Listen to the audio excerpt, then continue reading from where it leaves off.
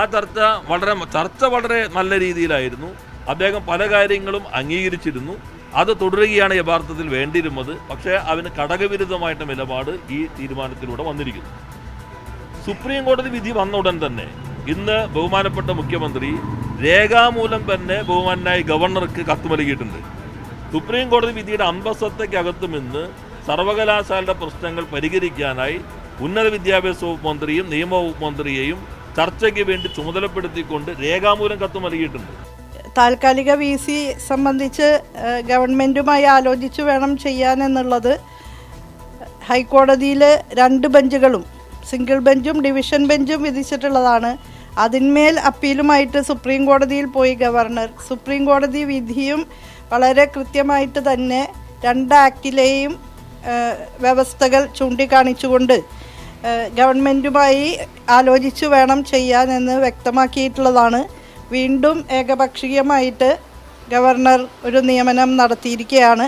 ആക്റ്റിൽ പറയുന്ന കാര്യങ്ങളെയും കോടതി വിധികളെയും ഒക്കെ കാറ്റിൽ പറത്തിക്കൊണ്ട് കോടതി വിധിയെ ശരിയായ രീതിയിലല്ലാതെ വ്യാഖ്യാനിച്ചുകൊണ്ടാണ് ഇപ്പോൾ ഈ നിയമനം നടന്നിട്ടുള്ളത്. കോടതിയുടെ പ്രഹരം എത്ര കിട്ടിയാലും പഠിക്കാത്തവരാണോ ഇക്കാലത്ത് ഗവർണർമാർ? സുപ്രീം കോടതിയുടെ ഉത്തരവ് പോലും അവഗണിച്ച് സാങ്കേതിക സർവകലാശാലയിലും ഡിജിറ്റൽ സർവകലാശാലയിലും താൽക്കാലിക VCമാരെ തന്നിഷ്ടപ്രകാരം ചാൻസലർ കൂടിയായ ഗവർണർ നിയമിച്ചു. ഇരു സർവകലാശാലാ നിയമങ്ങളും പാലിച്ചാവണം നിയമനം നടത്തേണ്ടതെന്നാണ് സുപ്രീം കോടതി ആർലേക്കർക്ക് നൽകിയ നിർദ്ദേശം. അതായത് സർവകലാശാലാ നിയമപ്രകാരം സർക്കാർ കൊടുക്കുന്ന പട്ടികയിൽ നിന്നുമാണ് നിയമിക്കേണ്ടത്. കോടതി നിർദ്ദേശപ്രകാരം മുഖ്യമന്ത്രി കത്തും നൽകി.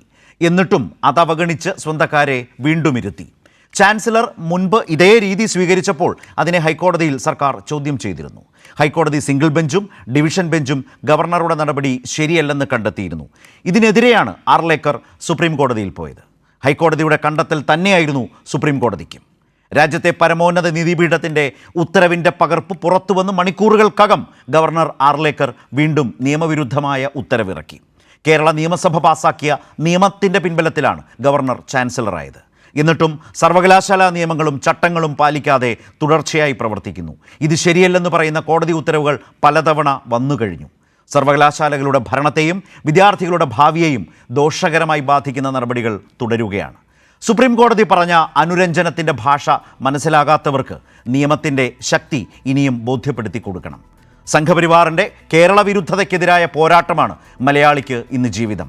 ഛത്തീസ്ഗഡിലെ ജയിലിൽ കഴിയുന്ന കന്യാസ്ത്രീകൾ മുതൽ ഭരണഘടനാ പദവിയായ ഗവർണർ സ്ഥാനത്തിരിക്കുന്ന വ്യക്തിക്കെതിരെ സർക്കാരിനു വരെ ആ നിയമരാഷ്ട്രീയ പോരാട്ടം നടത്തേണ്ടി വരുന്നു. Advocate KS Arunkumar CPIM, print Mahadev BJP, advocate Lalkumar രാഷ്ട്രീയ നിരീക്ഷകൻ. ഞാൻ ആദ്യം BJP പ്രതിനിധിയിലേക്ക് പ്രിൻറ്റുവിലേക്കാണ്. പ്രിൻറ്റു, ഇതേ വിഷയത്തിൽ ഇപ്പോൾ സൂചിപ്പിച്ചതുപോലെ ഇതേ വിഷയത്തിൽ ഹൈക്കോടതിയുടെ സിംഗിൾ ബെഞ്ചും ഡിവിഷൻ ബെഞ്ചും ഇപ്പോൾ സുപ്രീം കോടതിയും നൽകുന്ന ഡയറക്ഷൻസ് ഉണ്ട്, നിർദ്ദേശങ്ങളുണ്ട്. അതിനെയൊക്കെ ലംഘിച്ചുകൊണ്ടല്ലേ ഗവർണർ പെരുമാറിക്കൊണ്ടിരിക്കുന്നത്, ചാൻസലർ കൂടിയായ ഗവർണർ ആർലേക്കർ പ്രവർത്തിച്ചുകൊണ്ടിരിക്കുന്നത്?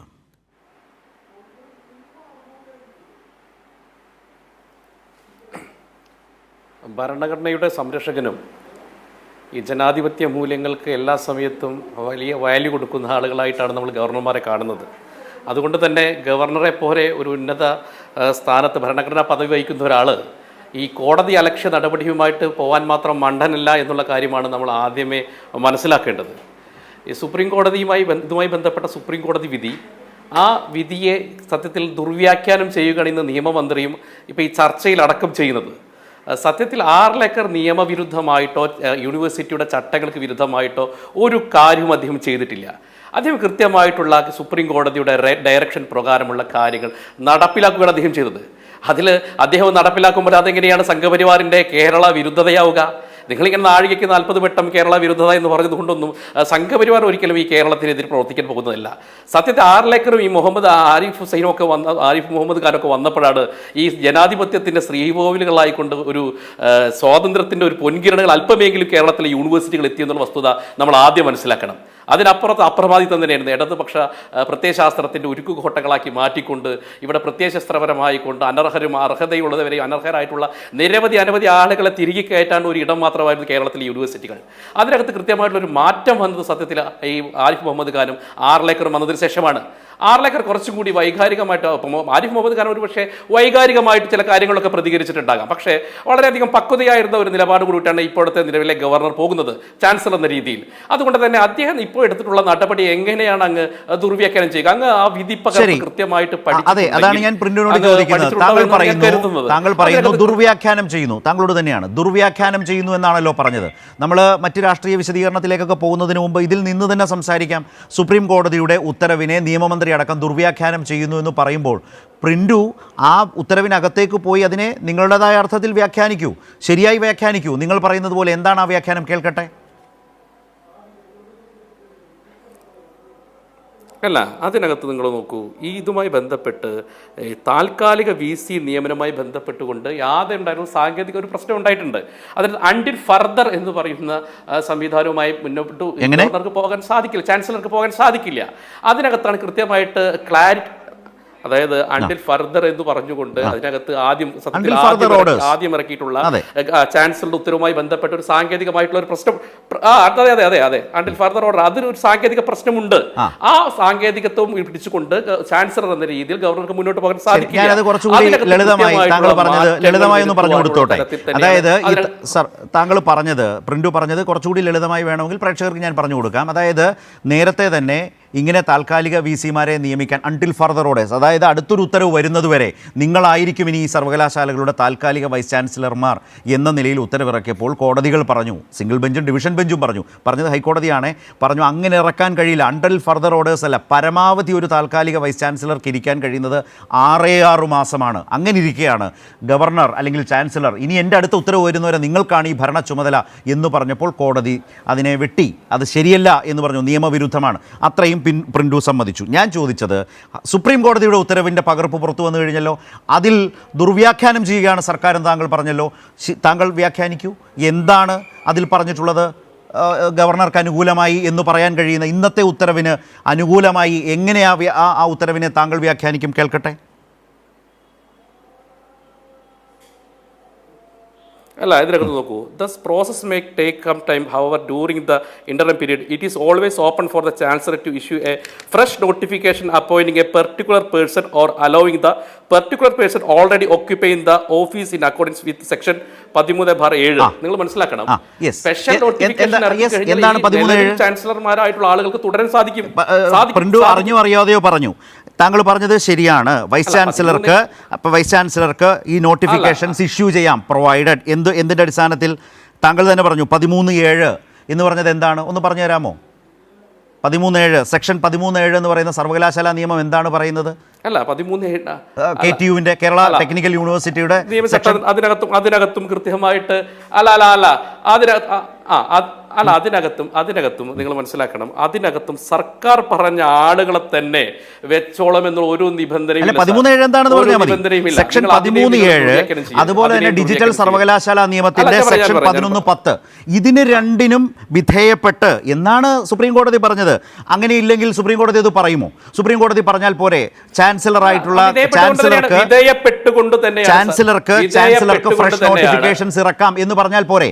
ആ ഫ്രഷ് നോട്ടിഫിക്കേഷൻസ് ഇറക്കേണ്ടത് ഈ രണ്ട് സെക്ഷൻസിനും, KTU ആക്ടിൻ്റെ 13(7)നും ഡിജിറ്റൽ സർവകലാശാല നിയമത്തിൻ്റെ 11(10)നും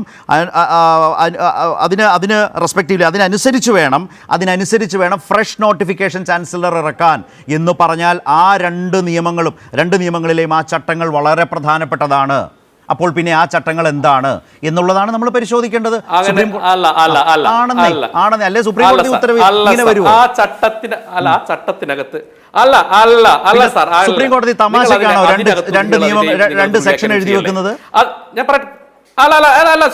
നിങ്ങൾ പാരഗ്രാഫ് 20 പാരഗ്രാഫ് 20 നിങ്ങൾ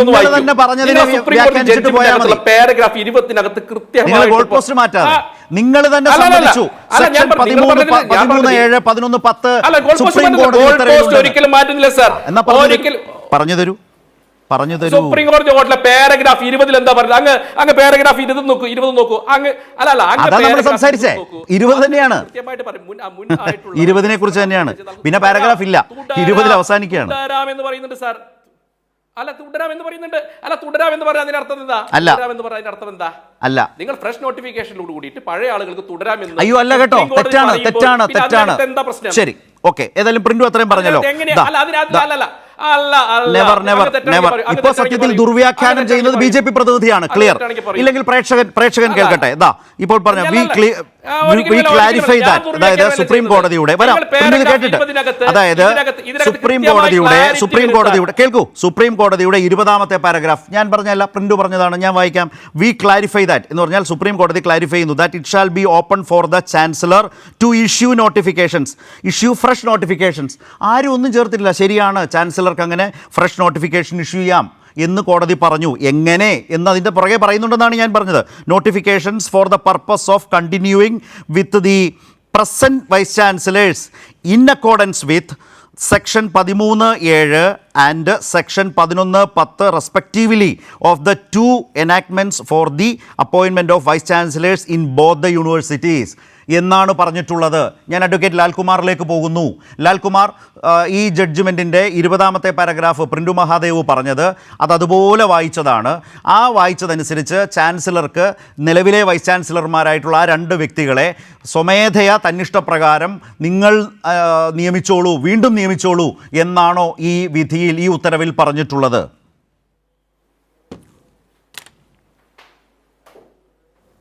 ഒരിക്കലും അല്ല. നോക്കൂ, പ്രിന്റു പറയുന്നതിനകത്തെ പ്രശ്നം, പറയുന്ന പ്രശ്നം ആർബിട്രിയാണ്. ചാൻസലർ ആർബിട്രറി ആയിട്ട് അദ്ദേഹത്തിൻ്റെ പവർ എക്സസൈസ് ചെയ്യുന്നു.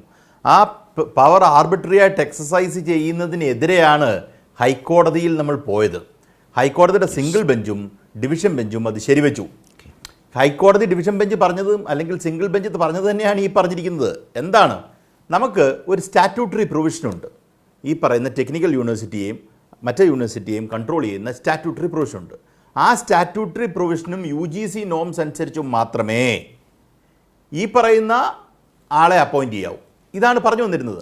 അങ്ങനെ നോക്കുമ്പം ഈ പറയുന്ന ആൾക്ക് കോമ്പീറ്റൻ്റ് അല്ല, സ്റ്റാറ്റ്യൂട്ടറി ആയിട്ടല്ല ചെയ്തിരിക്കുന്നത് എന്നുള്ളത് ഹൈക്കോടതിയുടെ കണ്ടെത്തൽ. 1. 2, ഈ ടെമ്പററി ആയിട്ട് ഒരു ഇൻറ്ററിം പീരീഡിനെ കുറിച്ച് പറഞ്ഞല്ലോ. ഇൻറ്ററിം പീരീഡിൽ നോട്ടിഫിക്കേഷൻ ഇറക്കി ഒരാളെ അപ്പോയിൻറ്റ് ചെയ്യാമെന്ന് പറഞ്ഞാൽ ഈ അദ്ദേഹത്തിന് ഇഷ്ടമുള്ള ഒരാളെ ചെയ്യാം എന്നല്ല അതിൻ്റെ അർത്ഥം. അങ്ങനെയാണ് നാളെ ലാൽകുമാറോടെ പോയിരുന്നു അല്ല പ്രിന്റോടെ പോയിരുന്നു എന്ന് ഗവർണർക്ക് പറയാൻ കഴിയുമോ, അല്ലെങ്കിൽ ചാൻസലർക്ക് പറയാൻ കഴിയുമോ? ഇല്ല. അവിടുത്തെ എക്സസൈസ് അദ്ദേഹം എക്സസൈസ് ചെയ്യുന്ന ആർബിട്രറി ആകാൻ പാടില്ല. അതിനെന്താ ചെയ്യേണ്ടേ? ഡ്യൂ പ്രോസസ് ഫോളോ ചെയ്യണം. എന്താ due process? Due process of law എന്ന് പറഞ്ഞാൽ ഈ പറയുന്ന 13(7)ഉം 11(10)ഉം പാലിക്കപ്പെടണം. അതിനകത്ത് പറഞ്ഞിരിക്കുന്നത് സർക്കാർ പറയുന്നതിൽ ലിസ്റ്റിൽ നിന്ന് എടുക്കണം എന്നാണ്. ഇതാണ് സിമ്പിൾ. അതിനകത്ത് അതാ പറഞ്ഞ് ആദ്യത്തെ ഭാഗം വായിക്കുമ്പം ഈ പറയുന്ന ആൾക്ക് നോട്ടിഫിക്കേഷൻ ഇടത്തിൽ നിന്ന് ആരായി ഒരിക്കലും ആർക്കും തർക്കമില്ല. പക്ഷേ നോട്ടിഫിക്കേഷൻ ഇറക്കുന്നത് എങ്ങനെ? അതിന് മുമ്പുള്ള ഒരു പ്രോസസ്സ് ഉണ്ട്. ആ പ്രോസസ്സ് എന്ന് പറയുന്നത് ഡ്യൂ പ്രോസസ്സ് ആയിരിക്കണം. എങ്ങനെയാ ഒരു കേസായിട്ട് ഡ്യൂ പ്രോസസ്സ് ആകുക? ആ ഡ്യൂ പ്രോസസ്സ് എന്ന് പറഞ്ഞാൽ അന്ന് നിലനിൽക്കുന്ന നിയമം. എന്നെ കേൾക്കുന്നവർ മനസ്സിലാക്കണം. ഒരു എക്സിക്യൂട്ടീവ് ആൾ ഒരിടത്ത് ഇരിപ്പുണ്ടെങ്കിൽ, ചാൻസലർ എന്ന് പറഞ്ഞാൽ ഒരു എക്സിക്യൂട്ടീവ് പൊസിഷനാണ്. അത് അദ്ദേഹത്തിനെ ഡ്രൈവ് ചെയ്യുന്ന എവിടുന്നെയാണ്? ഒരു സ്റ്റാറ്റ്യൂട്ടറി പ്രൊവിഷൻ, എന്ന് വെച്ചാൽ നിയമം ഉണ്ടാക്കിയതിനെ അടിസ്ഥാനപ്പെടുത്തി മാത്രമേ അദ്ദേഹത്തിന് നീങ്ങാൻ പറ്റൂ. അപ്പോൾ സുപ്രീം കോടതി ഇത് 142 ഒരു ഉത്തരവാണ് തന്നിരുന്നത്. ഡയറക്ട്ലി ആർട്ടിക്കിൾ 142 അനുസരിച്ച് it should be considered as the law of the land എന്നുള്ള രീതിയിൽ നമുക്ക് വേണേൽ എടുത്ത് ഇത് നമുക്ക് പാലിക്കാമെന്ന് പറയാം. അങ്ങനെ ഒരു ഓർഡർ അല്ല ഇത്. അത് നിങ്ങൾ മനസ്സിലാക്കേണ്ട കാര്യം. ഇപ്പം ഗവർണറെ സൈൻ ചെയ്യുന്നതുമായി ബന്ധപ്പെട്ട് ബില്ല് ഒപ്പുവെക്കുന്നതുമായി ബന്ധപ്പെട്ട് സുപ്രീം കോടതി തന്നെ ഡിസൈഡ് ചെയ്യായിരുന്നു ഡേറ്റ്സ് അല്ലെങ്കിൽ ഡ്യൂറേഷൻ. അതെങ്ങനെയാ? അത് ആർട്ടിക്കിൾ 142 വന്ന പവറാണ്. കാര്യം കംപ്ലീറ്റ് ജസ്റ്റിസ് ചെയ്യാനായിട്ട് സുപ്രീം കോടതിക്ക് അങ്ങനെ ഓർഡർ ഇടാം. അങ്ങനെ ഒരു കാര്യമല്ല ഈ വന്നിരിക്കുന്നേ. അപ്പം നമ്മൾ മനസ്സിലാക്കേണ്ടത്, നമ്മുടെ മുന്നിൽ വന്നിരിക്കുന്ന പേപ്പർ നിങ്ങൾക്ക് വേണമെങ്കിൽ ഇതിനെ മിസ്ഇൻറ്റർപ്രറ്റ് ചെയ്തെടുക്കാം. പക്ഷേ ഫാക്ട് ഓഫ് ദ മാറ്റർ എന്ന് പറഞ്ഞാൽ, അല്ലെങ്കിൽ ഇതിൻ്റെ സം ആൻഡ് സബ്സ്റ്റൻസ് എന്ന് പറഞ്ഞാൽ, ഗവർണർക്ക് ആർബിട്രറി ആയിട്ട് എടുക്കാൻ പറ്റില്ല. ടെമ്പററി ആയിട്ട് എടുക്കാനാണെങ്കിലും, ടെമ്പററി ആയിട്ട് എടുക്കാൻ എന്താണ് മെത്തേഡ്? ആ ടെമ്പററി ആയിട്ട് എടുക്കേണ്ട മെത്തേഡ് എന്ന് പറഞ്ഞു കഴിഞ്ഞാൽ ഈ പറയുന്ന ഇതേ പ്രോസസ്സ് തന്നെ ഫോളോ ചെയ്യണം എന്നുള്ളതാണ്. അല്ല ചുമ്മാ സർക്കാർ പറയുന്നതിൽ നിന്നാണ് ടെമ്പററി ആയിട്ട് ഒരാളെ എടുക്കുന്നത്. അദ്ദേഹം നാളെ രാവിലെ എന്നാൽ മേളി ആകാശത്തോട് നോക്കി ഈ പറയുന്ന കവടി നിരത്തി വെച്ച് എന്നാൽ ഗുളിയനും അങ്ങോട്ടും ഇങ്ങോട്ടും മാറി എന്ന് പറഞ്ഞ ഒരാളെ എടുക്കാൻ കഴിയില്ല. അപ്പോൾ അതുകൊണ്ടാണ് നമ്മൾ ഡ്യൂ പ്രോസസ് ഓഫ് ലോ എന്ന് പറയുന്നത്. ആ ഡ്യൂ പ്രോസസ്സ് ഇവിടെ ഫോളോ ചെയ്തിട്ടില്ല. ഈ ഒരു കാര്യം കൂടെ പറഞ്ഞ് അവസാനിപ്പിക്കാം. നമ്മൾ സാധാരണഗതിയിൽ നമ്മളൊരു ലോയുടെ ലൂപ്പ് ഹോള് ചിലപ്പോൾ നമ്മൾ നോക്കാറുണ്ട്. ആർഗ്യൂ ചെയ്യാൻ നേരത്തും അല്ലെങ്കിൽ ഇതിനെ എങ്ങനെ ഇൻ്റർപ്രറ്റ് ചെയ്തെടുത്ത് നമുക്ക് അനുകൂലമായി എടുക്കാം, നമ്മൾ ലോയേഴ്സ് എപ്പോഴും നോക്കുന്നൊരു കാര്യമാണ്. ഒരു ഓർഡർ വന്നു കഴിഞ്ഞാൽ, ഒരു സുപ്രീം കോടതിയുടെ ഉത്തരവ് വന്നു കഴിഞ്ഞാൽ പിന്നെ അതിൽ ഇൻ്റർപ്രറ്റ് ചെയ്യാനുള്ളൊരു സ്കോപ്പ് എക്സിക്യൂട്ടീവിന് ആർക്കുമില്ല. അതാണ് നമ്മൾ മനസ്സിലാക്കേണ്ട കാര്യം. നമുക്ക് ജുഡീഷ്യൽ ഫോറത്തിൽ പോയി, ലീഗൽ ഫോറത്തിൽ പോയി നിങ്ങൾക്ക് ഇൻ്റർപ്രിട്ടേഷൻസും അല്ലെങ്കിൽ നിങ്ങളുടെ ഡയമെൻഷൻസും പറയാം. അത് ഓർഡർ കൈ കിട്ടിക്കഴിഞ്ഞിട്ട് ഇതാണ് എന്ന് പറഞ്ഞ് ഇൻ്റർപ്രിട്ടേഷൻ നടത്താനുള്ള സ്കോപ്പ് നിങ്ങൾക്കില്ല എന്നുള്ള കാര്യം കൂടെ ഞാൻ ഓർപ്പിക്കുക. ശരി, ഞാൻ അരുൺകുമാറിലേക്ക് വരികയാണ്. അരുൺ, ഒരു കാര്യം ഇപ്പോൾ എല്ലാവർക്കും BJP അടക്കം സമ്മതിക്കേണ്ടി വരുന്നു. അതായത് ഈ 2 സർവകലാശാലകളിലും താൽക്കാലിക വൈസ് ചാൻസലർമാരെ വെക്കുന്ന മുൻ തീരുമാനമെടുത്തപ്പോൾ അതിൽ ചില പിഴവുകൾ ഉണ്ടായിരുന്നു. ആ പിഴവുകൾ ചൂണ്ടിക്കാട്ടിക്കൊണ്ട് തന്നെ ആ ഉത്തരവിനെ കേരളത്തിൻ്റെ ബഹുമാനപ്പെട്ട കേരള ഹൈക്കോടതിയുടെ സിംഗിൾ ബെഞ്ചും ഡിവിഷൻ ബെഞ്ചും അതിനെ തള്ളിയിരുന്നു എന്ന സാഹചര്യം ഇപ്പോൾ സമ്മതിക്കുന്നുണ്ട്. അത് കഴിഞ്ഞാണ് ഇപ്പോൾ ഹൈക്കോടതിയിലേക്ക് ആർലേക്കർ തന്നെ, അല്ലെങ്കിൽ ചാൻസലർ തന്നെ പോയത്, സുപ്രീം കോടതിയിലേക്ക് പോയത്. ആർലേക്കർ തന്നെ ആണ് പോയത്, ചാൻസലർ എന്ന നിലയിൽ പോയതാണ്. ആ സുപ്രീം കോടതി ഉത്തരവ് വന്നതിന് ശേഷം ആ സുപ്രീം കോടതി ഉത്തരവിൻ്റെ സ്പിരിറ്റിന് വിരുദ്ധമായി ഏതൊക്കെ തരത്തിലാണ് ചാൻസലറായിട്ടുള്ള, ഗവർണറായിട്ടുള്ള ആർലേക്കർ പെരുമാറിക്കൊണ്ടിരിക്കുന്നത്, പ്രവർത്തിച്ചുകൊണ്ടിരിക്കുന്നത്, പുതിയ നിയമനമടക്കം?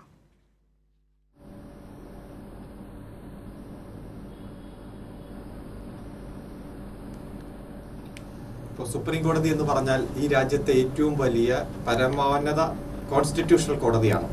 ഗവർണർ എന്ന് പറഞ്ഞാൽ ഒരു സംസ്ഥാനത്തിന്റെ കോൺസ്റ്റിറ്റ്യൂഷണൽ ഹെഡാണ്. സുപ്രീം കോടതിയുടെ ഒരു വിധിയെ നിശ്ചിതമായി തള്ളിക്കളഞ്ഞുകൊണ്ട് ഒരു കോടതി അലക്ഷ്യം ചെയ്തിരിക്കുന്ന ഒരു സാഹചര്യമാണ് ഇന്ന് നാം കാണുന്നത്. സുപ്രീം കോടതി പരിഗണിച്ചത് ബഹുമാനപ്പെട്ട ഹൈക്കോടതിയുടെ സിംഗിൾ ബെഞ്ചും ഡിവിഷൻ ബെഞ്ചും ശരിവെച്ച ഒരു കേസിനെതിരെ ഗവർണറും ആ VC ആയി പ്രവർത്തിച്ചവരും കൊടുത്ത അപ്പീലാണ്, ഒരു SLP ആണ് പരിഗണിച്ചത്. അത് പരിഗണിക്കുമ്പോൾ കോടതി പറഞ്ഞത് ടെക്നിക്കൽ യൂണിവേഴ്സിറ്റിയുടെയും ഡിജിറ്റൽ യൂണിവേഴ്സിറ്റിയുടെയും പ്രത്യേക വകുപ്പുകൾ പ്രകാരം ഒരു വൈസ് ചാൻസലറെ തിരഞ്ഞെടുക്കേണ്ടത് സംസ്ഥാന ഗവൺമെന്റ് കൊടുക്കുന്ന ലിസ്റ്റിൽ നിന്നാണ് എന്നത് ഹൈക്കോടതി പറഞ്ഞിരിക്കുന്ന ആ സ്റ്റാറ്റ്യൂട്ട് ഇന്റർപ്രറ്റ് ചെയ്തുകൊണ്ട് ഹൈക്കോടതി പറഞ്ഞ കാര്യം ഇനി അതിലൊരു ഡിബേറ്റിന്റെ ആവശ്യമില്ല. അത് 100% ശരിയാണ്. യൂണിവേഴ്സിറ്റിയിൽ താൽക്കാലിക VC ആണ് തുടരുന്നത്. അപ്പോൾ ഫുൾ ടൈം ഒരു VC-യെ, പെർമനന്റ് VC-യെ തിരഞ്ഞെടുക്കുക എന്നതാണ് ഏറ്റവും ആദ്യം ചെയ്യേണ്ടത്. അതിനുവേണ്ടി ഗവൺമെന്റ് സംവിധാനവും ഗവർണറും വളരെ സമവായത്തോടെ, ചാൻസലറും സമവായത്തോടെ പോകണം. അതിനുവേണ്ടി ഈ കേസിൽ ഹാജരാകുന്നവരടക്കം വേണ്ടപ്പെട്ട ഇടപെടൽ നടത്തണം. ആ ഇടപെടൽ നടത്താൻ സമയമെടുക്കും. അതിന് സെക്ഷൻ 16 കൃത്യമായി പാരഗ്രാഫ് 16 പറയുന്നത് എങ്ങനെയാണ്. അപ്പോൾ ഈ സ്ഥിരം VC-യെ വയ്ക്കുന്നതുമായി ബന്ധപ്പെട്ടുള്ള കാര്യം പറഞ്ഞതിന് ശേഷം 16 പറയുന്നു, this process may take some time. However, during the interim period, it is always open for the chancellor to issue a fresh notification appointing a particular person or allowing the particular person already occupying the office in accordance with the section 37 of the Technological University Act or section 11 clause 10 of the Digital University Act respectively. ഇപ്പോൾ തുടരുന്ന വ്യക്തികളെയോ അല്ലെങ്കിൽ പുതിയ ആളുകളെയോ നിയമിക്കാൻ notification ഇറക്കാം. എങ്ങനെ? In accordance with section 13(7) of technical university act and 11(10) of the digital universities act. നിയമത്തിൽ പറഞ്ഞിരിക്കുന്നത് പോലെ, സ്റ്റാറ്റ്യൂട്ടിൽ പറഞ്ഞിരിക്കുന്നത് പോലെ തന്നെ അവർക്ക് നിലവിലുള്ള ആളെയോ പുതിയ ആളുകളെയോ നിയമിക്കാൻ വേണ്ടിയിട്ടുള്ള നോട്ടിഫിക്കേഷൻ ഇറക്കാം. ഇത് തന്നെയാണ് പാരഗ്രാഫ് 20 പറഞ്ഞിരിക്കുന്നത്. ഇവിടെ ഈ ചർച്ചാവധ്യ ആദ്യം മുതൽ തന്നെ പറഞ്ഞത് എന്താ? We clarify that it shall be open to the chancellor to issue 2 fresh notifications for the purpose of continuing with the present vice chancellors in accordance with നിയമാനുസൃതം section 13(7) or 11(10) respectively of the 2 enactment for the appointment of vice chancellors in the both university. ഇപ്പോൾ നിലവിലുള്ള vice ചാൻസലർമാരെയോ പുതിയ vice ചാൻസലർമാരെയോ നിയമിക്കണമെങ്കിൽ section 13(7) പ്രകാരവും 11(10) പ്രകാരവും ഉള്ള നിലവിലെ 2 act പ്രകാരം മാത്രമേ പറ്റൂ. അതായത് എന്താ? വേണമെങ്കിൽ ഗവൺമെന്റ് ആയിട്ട് കൺസെൻസസ് ആയി ഗവൺമെന്റ് കൊടുക്കുന്ന ലിസ്റ്റിൽ നിലവിലെ വൈസ് ചാൻസലർമാർ ഉൾപ്പെട്ടാൽ അവരെ അപ്പോയിന്റ് ചെയ്യാം. അല്ല, ഇവരല്ല മറ്റാരെങ്കിലും ആണെങ്കിൽ അവരെ ആ ലിസ്റ്റിൽ നിന്നേ പറ്റൂ. ഒരു കാര്യം ക്ലിയർ, ഏത് ഈ 2 യൂണിവേഴ്സിറ്റിയുടെയും നിയമപ്രകാരം ഗവൺമെന്റ് കൊടുക്കുന്ന ലിസ്റ്റിൽ നിന്ന് മാത്രമേ നിയമനം നടത്താവൂ എന്ന സിംഗിൾ ബെഞ്ചിന്റെയും ഡിവിഷൻ ബെഞ്ചിന്റെയും തീരുമാനം. ഒരു ഡിബേറ്റ് ആ വിഷയത്തിൽ വേണ്ട, ഒരു തർക്കവും ഒരു വാദവും വേണ്ട. അത് ക്ലിയർ ആണ്. ഇനി നിയമനം നടത്തിയാലും നിലവിലുള്ള ആളെയായാലും പുതിയ ആളെയായാലും ഈ ഗവൺമെന്റ് കൊടുക്കുന്ന ലിസ്റ്റിൽ നിന്നും മാത്രമേ നടത്താവൂ എന്നുള്ള കൃത്യമായിട്ടുള്ള ഇടക്കാല വിധി, ആ വിധി ഇന്ന് നഗ്നമായി ലംഘിച്ചിരിക്കുകയാണ് ബഹുമാനപ്പെട്ട ഗവർണർ. ആരാണ് ഗവർണർക്ക് നിയമോപദേശം കൊടുക്കുന്നത്? ഇത്തരത്തിലുള്ള വിധിന്യായങ്ങൾ ഇന്റർപ്രറ്റ് ചെയ്ത് കൊടുക്കുന്നത് ആരാണ് എന്ന് പരിശോധിക്കേണ്ടതുണ്ട്. നമുക്കറിയാം, ഒരു കോൺസ്റ്റിറ്റ്യൂഷണൽ കോടതിയുടെ വിധിയെ ഒരു കോൺസ്റ്റിറ്റ്യൂഷണൽ ഹെഡ് തന്നെ വയലേറ്റ് ചെയ്തുകൊണ്ട് പൂർണ്ണമായി ഭരണഘടനയെ തന്നെ തള്ളിപ്പറയുന്ന, സംസ്ഥാന നിയമസഭകൾ പാസാക്കുന്ന സ്റ്റാറ്റ്യൂട്ടുകളെ തള്ളിക്കറയുന്ന ഏറ്റവും ദയനീയമായ വികലമായിട്ട് ഒരു സാഹചര്യമാണ് ഇവിടെ നാം കാണുന്നത്. ബിജെപിയുടെ നേതാക്കന്മാരടക്കം വന്ന് ഇത് ഇന്റർപ്രറ്റ് ചെയ്യുമ്പോൾ കോടതി വിധിന്യായമല്ലേ നമ്മുടെ മുന്നിലുള്ളത്?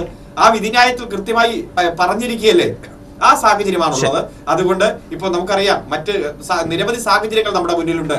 ഒരു തവണയൊഴിച്ച് ബാക്കി എല്ലാ തവണയും കേരളത്തിലെ ഗവർണർമാർ എടുത്ത തീരുമാനത്തെ ഹൈക്കോടതിയും സുപ്രീം കോടതിയും തള്ളിക്കളഞ്ഞിട്ടുണ്ട്, നിഷ്കരുണ തള്ളിക്കളഞ്ഞിട്ടുണ്ട്. എന്നിട്ടും നിയമവിരുദ്ധ പ്രവർത്തനങ്ങൾക്ക് വേണ്ടി ഗവർണർമാർ, ചാൻസലർമാർ തൂങ്ങിക്കിടക്കുന്ന, നുണ പ്രചരിപ്പിക്കുന്ന, തെറ്റിദ്ധാരണ പ്രചരിപ്പിക്കുന്ന, ഇല്ലീഗൽ നിയമനം നടക്കുന്ന, ഭരണഘടനാ വിരുദ്ധ പ്രവർത്തനം നടത്തുന്ന ഒരു കാഴ്ചയാണ് നാം കണ്ടുകൊണ്ടിരിക്കുന്നത്. അതായത് പ്രിന്റു, RSS കാര്യാലയത്തിൽ നിന്നോ രാജ്ഭവന്റെ താല്പര്യാർത്ഥമോ ഒന്നും നിങ്ങൾക്ക് ഈ പറഞ്ഞ വിധത്തിലേക്ക് വൈസ് ചാൻസലർമാരെ കൊണ്ടുവരാൻ ചാൻസലർ പദവി കൈയാളുന്ന ഗവർണർക്ക് കഴിയില്ല. സുപ്രീം കോടതിയുടെ ഉത്തരവിലൂടെ അത് ക്ലിയർ. അതിൻ്റെ പുറത്തൊരു ഡിബേറ്റ് പോലും സാധ്യമല്ല. പക്ഷേ ഗവർണർ അതിനെ ദുർവ്യാഖ്യാനം ചെയ്തുകൊണ്ടാണ് ഇന്ന് ഒരു ഉത്തരവിറക്കി ഇഷ്ടക്കാരെ വീണ്ടും ആ പദവിയിലെത്തിച്ചത്. അത് നിയമപരമായി നിലനിൽക്കില്ല. അത് ആ ഉത്തരവിൻ്റെ ചുവട് പിടിച്ചാണ് താങ്കൾ ഇതിനെ ദുർവ്യാഖ്യാനം ചെയ്യാൻ ശ്രമിക്കുന്നത്. അതും നിലനിൽക്കില്ല. ഇതാണ് യാഥാർത്ഥ്യം.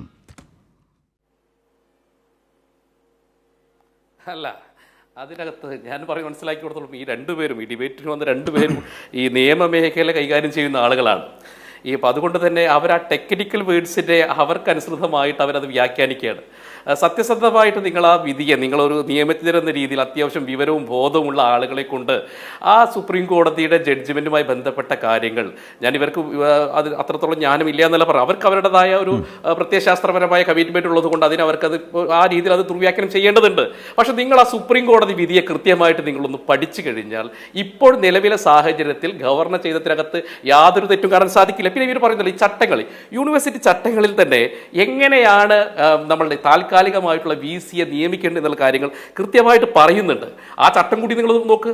അതിനകത്ത് പറയുന്നതാണ്, where the vacancy of vice chancellor arise in many of the following circumstances the chancellor may appoint the vice chancellor of any other university or the pro vice chancellor of this university of the secretary to the government higher education department recommended by the government to be the vice chancellor for a period of next exceeding 6 months in the aggregate namely. അതിനകത്ത് may അപ്പോയിൻമെന്റ് എന്നാണ് പറയുന്നത്. May അപ്പോയിൻമെന്റ്, shawl അപ്പോയിൻമെന്റ് എന്നല്ല, may അപ്പോയിൻമെന്റ്. അല്ല, ഈ പറഞ്ഞ ആളുകളെ കണ്ടെത്തേണ്ടത് ആരാണ്? ഗവർണറാണോ, ചാൻസലറാണോ? അല്ല, അത് സർക്കാരാണ് ചെയ്യേണ്ടത്. അംഗീകരിക്കുന്നു. അല്ല, ഞാൻ പറഞ്ഞു അംഗീകരിക്കുന്നു. ഷാൾ എന്ന് പറയുന്നു. ഞാൻ അത്രയേ ഉള്ളൂ സാർ. ഞാനൊരു അല്ല, എന്നേക്കാൾ അല്ല, ഹൈക്കോടതിയിൽ പ്രാക്ടീസ് ചെയ്യുന്ന രണ്ടുപേരുണ്ട്. ലാൽകുമാർ ആയിക്കോട്ടെ, അരുൺകുമാർ ആയിക്കോട്ടെ. മേ എന്നും ഷാൾ എന്നുള്ള വ്യാഖ്യാനത്തിന്റെ ഒരു ദുർവ്യാഖ്യാനമുണ്ട്. മേ എന്നാണ് പറയുന്നത്. അപ്പൊ അതുകൊണ്ട് നിങ്ങൾ ഈ പറയുന്ന രീതിയിൽ ഉള്ള ഒരു കാര്യവും ഗവർണർ ചെയ്തതിനു ശേഷം നിങ്ങൾ നോക്കൂ, അദ്ദേഹം ഈ VC-യുമായി ബന്ധപ്പെട്ട് താൽക്കാലികമായി അദ്ദേഹം ഇറക്കിയിട്ടുള്ള ഓർഡർ ഉണ്ട്. ആ ഓർഡറിനകത്ത് അദ്ദേഹം പറയുന്ന ഒരു കാര്യമുണ്ട്, the above appointments are for a period of 6 months or till a regular vice chancellor's appointment whichever is earlier. കൃത്യമായി പറയുന്നു. അദ്ദേഹത്തിന്റെ ആ നിയമത്തിന്റെ എല്ലാ സാധ്യതകളെയും പരിശോധിച്ചിട്ടാണ് അദ്ദേഹം നടത്തിയിട്ടുള്ളത്. അടുത്തൊരു വൈസ് ചാൻസലർ 1 മാസത്തിനകത്ത് വരികയാണെങ്കിൽ അദ്ദേഹം ആ സെർച്ച് കമ്മിറ്റി അദ്ദേഹം നിഷേധിക്കുന്നില്ല. സെർച്ച് കമ്മിറ്റിയുടെ ഈ പാനലിനെ നിങ്ങൾ അംഗീകരിച്ചില്ലെന്ന് പറയുന്നു. അദ്ദേഹം അതിന്റെ സാധ്യതാ പഠനം നടത്തുകയാണെങ്കിലോ നിങ്ങൾ മൂന്നംഗ സെർച്ച് കമ്മിറ്റി കൊടുക്കണമെന്ന് ഇതിനകത്ത് പറയുന്നുണ്ടോ? ഇല്ലല്ലോ. അപ്പൊ സ്വാഭാവികമായിട്ട് അദ്ദേഹം ആ നിയമത്തിന്റെ എല്ലാ സാധ്യതകളിൽ നിന്നുകൊണ്ട് നാളെ ഒരു വൈസ് ചാൻസലർ അപ്പോയിന്റ്മെന്റ് ചെയ്താൽ ഇവർ അയോഗ്യരാക്കപ്പെടും, അല്ലെങ്കിൽ അവർ ആ പോസ്റ്റിൽ നിന്ന് അവർ പോകേണ്ടി വരും. അങ്ങനെ കൃത്യമായിട്ട് ക്ലാരിറ്റിയുള്ള നിയമവിദഗ്ധരുമായി പഠിച്ചതിന് ശേഷമാണ് അദ്ദേഹം ഈ ഒരു തരത്തിലുള്ള നടപടിയുമായി പോയി എന്നുള്ളതാണ് എന്റെ ഒരു വിശ്വാസം.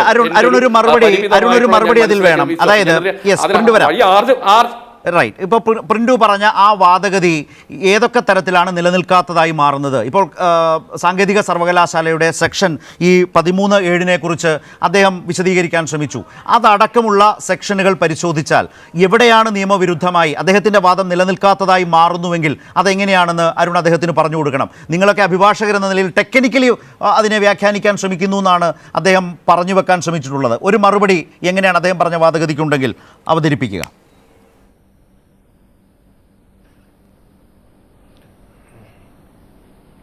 അല്ല, അഭിഭാഷകനായാലും പൊതുപ്രവർത്തകരായാലും സാധാരണ പൗരനായാലും പരമോന്നത നീതിപീഠം പറഞ്ഞ ഒരു വിധിന്യായം നമുക്കത് കൃത്യമായി ആ വിധിന്യായമായിട്ടേ കാണാൻ പറ്റൂ. അതിലെ വാക്കുകളാണ് കൃത്യമായി പറയുന്നത്. നമുക്ക് ആ വിധിന്യായം ഇന്റർപ്രറ്റ് ചെയ്ത് നമ്മുടേതായ രീതിയിലാക്കാൻ ഒരധികാരവുമില്ല. കാരണം കോടതി പറഞ്ഞിരിക്കുന്ന കൃത്യമായ ഫാക്ട്സ് നമ്മുടെ മുന്നിലുണ്ട്, വിധിന്യായമുണ്ട്. ഇപ്പോൾ ഏതെങ്കിലും തരത്തിൽ നിയമനം 6 മാസത്തേക്ക് അതിനിടയിൽ സ്ഥിരം വൈസ് ചാൻസലർ വരുമ്പോൾ അത് ഇല്ലാതാകും എന്ന രൂപത്തിലുള്ളതല്ല തർക്കം. നിലവിൽ 6 മാസം പൂർത്തീകരിച്ചു 2 താൽക്കാലിക വൈസ് ചാൻസലർമാരും. ആ താൽക്കാലിക വൈസ് ചാൻസലർമാർ 6 മാസം പൂർത്തീകരിക്കുമ്പോൾ അതിനിടയിൽ തന്നെയാണ് ഹൈക്കോടതിയുടെ 2 വിധിന്യായം വന്നത്. ഗവൺമെന്റ് കൊടുക്കുന്ന ലിസ്റ്റിൽ നിന്നും മാത്രമേ പറ്റൂ എന്ന് പറയുമ്പോൾ ഏകപക്ഷികമായി തന്നിഷ്ടപ്രകാരം തനിക്ക് വ്യക്തി താല്പര്യമുള്ള ആളുകളെ നിയമിക്കാൻ പറ്റില്ല. ഇപ്പോൾ മോഹൻ കുന്നുമ്മൽ കേരള യൂണിവേഴ്സിറ്റിയുടെ വൈസ് ചാൻസലറാണ്. കേരള യൂണിവേഴ്സിറ്റിയുടെ നിയമപ്രകാരം 10 വർഷം പ്രൊഫസറായി ഇരിക്കുന്ന ആളെ മാത്രമേ വൈസ് ചാൻസലറായി പരിഗണിക്കാൻ കഴിയൂ. 65 വയസ്സാണ് മാക്സിമം അദ്ദേഹത്തിന്റെ പ്രായം. ഇപ്പൊ മോഹൻ കുന്നുമേൽ പ്രൊഫസറായി ഒരു ദിവസം പോലും പ്രവർത്തിച്ചിട്ടില്ല. അദ്ദേഹം ഡോക്ടർ എന്ന് ഉപയോഗിക്കുന്നത് MBBS ഡോക്ടറാണ്. ആ MBBS ഡോക്ടർ ഒരു പ്രൊഫസർ അല്ലല്ലോ, PhD ബിരുദധാരി അല്ല അദ്ദേഹം. MBBS ബിരുദമുള്ള ഒരാളെ ഒരു പ്രൊഫസർ എന്ന രൂപത്തിൽ തെറ്റിദ്ധരിപ്പിച്ച് ജനങ്ങളുടെ മുന്നിൽ വ്യാഖ്യാനിച്ച് 10 കൊല്ലം പ്രൊഫസറായി ഇരുന്ന് പരിചയമുണ്ട് എന്ന് തെറ്റായി വ്യാഖ്യാനിച്ച് 69 വയസ്സ് ഇപ്പോഴുള്ള ഒരാളെ 65 വയസ്സ് ടൈം ലിമിറ്റ് ഉള്ളപ്പോൾ കൊണ്ടുവന്ന് നിയമിച്ചിരിക്കുന്ന ഒരു സാഹചര്യമാണ് നാം കാണുന്നത്. തികഞ്ഞും നിയമവിരുദ്ധമായിട്ടുള്ള കാര്യങ്ങൾ ചെയ്യുന്നു. ഇതേ ഗവർണർ തന്നെയല്ലേ ഇതിനു മുമ്പത്തെ ഗവർണറാണ്. ഇപ്പോഴത്തെ ഗവർണറോ കേരളത്തിലെ കേരള സർവകലാശാല സ്റ്റാറ്റ്യൂട്ട് അനുസരിച്ച് കൃത്യമായി രജിസ്ട്രാറേയും അതുപോലെ തന്നെ ഡെപ്യൂട്ടി രജിസ്ട്രാറേയും അതുപോലെ ജോയിന്റ് രജിസ്ട്രാറും അടക്കമുള്ളവരെ നിയമിക്കുന്നത് സിൻഡിക്കേറ്റാണ്. ആ സിൻഡിക്കേറ്റിന് തന്നെയാണ് അച്ചടക്ക നടപടി എടുക്കാനുള്ള അധികാരം. അതിന് താഴെയാണ് അസിസ്റ്റന്റ് രജിസ്ട്രാർ. അത്തരത്തിലുള്ള ഒരാളുമായി ബന്ധപ്പെട്ടുകൊണ്ട് ഒരു പവറും ഇല്ലാതിരിക്കെ അദ്ദേഹം എടുത്തിയ അച്ചടക്ക നടപടിയുടെ വിഷയമെല്ലാം കോടതിയിലാണ്. ഞാൻ അതിലേക്ക് കടക്കുന്നില്ല. അങ്ങനെ നിയമവിരുദ്ധമായ കാര്യങ്ങൾ മാത്രം തുടർച്ചയായി ചെയ്യുക, ഇതെല്ലാം ഒരു സ്വബോധത്തോടെ ഭരണഘടനാപരമായി പ്രവർത്തിക്കേണ്ട ഒരു ചാൻസലർ ചെയ്യേണ്ട കാര്യമല്ല. ഈ ഇദ്ദേഹത്തിന് കൃത്യമായിട്ടുള്ള ഡയറക്ഷൻ ഉണ്ട്. ആ ഡയറക്ഷൻ പ്രകാരം ചെയ്യുകയാണ്. എല്ലാ നിയമവിരുദ്ധ പ്രക്രിയ ചെയ്താലും ഞങ്ങൾ പ്രൊട്ടക്ട് ചെയ്തോളാം, അല്ലെങ്കിൽ അങ്ങനെ ചെയ്യാൻ വേണ്ടിയിട്ടാണ് താങ്കളെ അങ്ങ് വിട്ടിരിക്കുന്നത് എന്ന രൂപത്തിൽ വിടുന്നു. തുടർച്ചയായി നിയമവിരുദ്ധ പ്രവർത്തി ചെയ്യുന്നു. ഇന്ന് ബഹുമാനപ്പെട്ട നിയമമന്ത്രിയും ഉന്നത വിദ്യാഭ്യാസ മന്ത്രിയും പറഞ്ഞില്ലേ, ഈ സുപ്രീം കോടതി വിധിന്യായത്തിന്റെ ഓരോ പാരഗ്രാഫും പ്രത്യേകം എടുത്തെഴുതി ഇന്നന്ന കാര്യങ്ങളാണ് കോടതി പറഞ്ഞിരിക്കുന്നത്, അതുകൊണ്ട് ഞങ്ങൾ സജസ്റ്റ് ചെയ്യുന്ന പേര് ഇന്നന്നതാണ് എന്ന് പറഞ്ഞു തന്നെ കൃത്യമായി കത്ത് കൊടുത്തു. വളരെ പെട്ടെന്ന് തന്നെ കത്ത് കൊടുത്തു. പക്ഷെ ആ കത്ത് കിട്ടിയിട്ടും നിലവിലുള്ള ആളുകളെ തന്നെ തുടരുന്ന രീതിയിൽ പറയുമ്പോൾ ഇത് കൃത്യമായി കോടതി വിധി വിരുദ്ധമായി പ്രവർത്തിച്ചിരിക്കുകയാണ്. Clear case of contempt of കോർട്ടാണ്. അത് നിയമപരമായി തന്നെ ഗവൺമെന്റ് മുന്നോട്ട് പോകുമെന്ന് മന്ത്രിമാർ സൂചിപ്പിച്ചിട്ടുണ്ട്. ഇപ്പോൾ BJPയുടെ പ്രതിനിധി പറയുന്നത് പോലെ താൽക്കാലികമായിട്ട് ഈ ഓർഡറിൽ ഇങ്ങനെ പറഞ്ഞിട്ടുണ്ടല്ലോ, നിയമിച്ചല്ലോ, പുതിയ ആൾ വരുന്നത് വരെ സുപ്രീം കോടതി പറഞ്ഞിട്ടുണ്ട് സ്ഥിരം വൈസ് ചാൻസലർ തന്നെയാണ് വേണ്ടത് കുട്ടികളുടെ ആവശ്യങ്ങൾ പരിഗണിക്കാൻ. അതിനൊരു പ്രോസസ് സമയമെടുക്കും. ആ സമയമെടുക്കുന്നു എന്നതുകൊണ്ട് തന്നെ ഇപ്പോൾ ആരാണ് ഗവർണർക്ക് വേണ്ടി വാദിച്ചത്? അറ്റോർണി ജനറൽ ഓഫ് ഇന്ത്യയാണ്. അതായത് ഗവർണർക്ക് വേണമെങ്കിൽ വ്യക്തിപരമായി വക്കീലിനെ വയ്ക്കാം. സെൻട്രൽ ഗവൺമെന്റിന്റെ വക്കീൽ തന്നെ ഒരു ഗവർണർക്ക് വേണ്ടി ഹാജരാകുക. അതായത് ഇന്ത്യയിലെ നീതിന്യായ പ്രക്രിയയിൽ സുപ്രീം കോടതിയിൽ ഗവൺമെന്റിന് വേണ്ടി ഹാജരാകുന്ന ഏറ്റവും മുതിർന്ന, ഏറ്റവും വലിയ, ഏറ്റവും പവറുള്ള ആൾ തന്നെ ഹാജരായി ആ കേസിൽ ഉണ്ടായ വിധി, ആ വിധിന്യായത്തെ വരെ ഇവർ പാലിക്കുന്നില്ല എന്ന് പറഞ്ഞാൽ ഈ രാജ്യത്തിന്റെ പോക്ക് എങ്ങോട്ടാണ്? നീതിന്യായ പ്രക്രിയയെ തന്നെ ഇവർ പുച്ഛിച്ച് തള്ളുന്നതല്ലേ നാം കണ്ടുകൊണ്ടിരിക്കുന്നത്. അതുതന്നെയാണ് അടുത്ത കാലത്ത് ഇപ്പൊ ഛത്തീസ്ഗഡിലടക്കം സംഭവിച്ചുകൊണ്ടിരിക്കുന്നത്, മറ്റു വിഷയങ്ങളിലെല്ലാം സംഭവിച്ചുകൊണ്ടിരിക്കുന്നത്. അങ്ങനെ രാജ്യത്തിന്റെ ഭരണഘടനയെ വെല്ലുവിളിച്ച്, നീതിന്യായ കോടതിയെ വെല്ലുവിളിച്ച് ഒരടി പോലും നിങ്ങൾക്ക് പോകാൻ കഴിയുമെന്ന് നിങ്ങൾ വിശ്വസിക്കേണ്ട. ജനങ്ങൾ തന്നെ അതിശക്തമായിട്ടുള്ള പ്രതിരോധ നിര കെട്ടിപ്പടുക്കും, അത് സത്യം.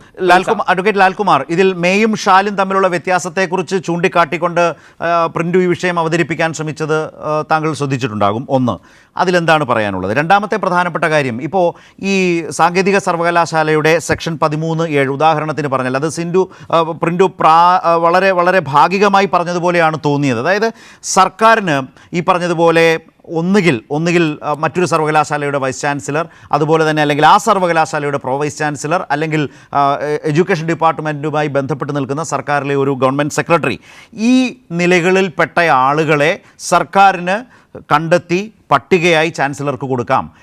ആ പട്ടികയിൽ നിന്ന് വേണം ചാൻസലർ ഈ വൈസ് ചാൻസലറെ, താൽക്കാലിക വൈസ് ചാൻസലറെ നിയമിക്കാൻ.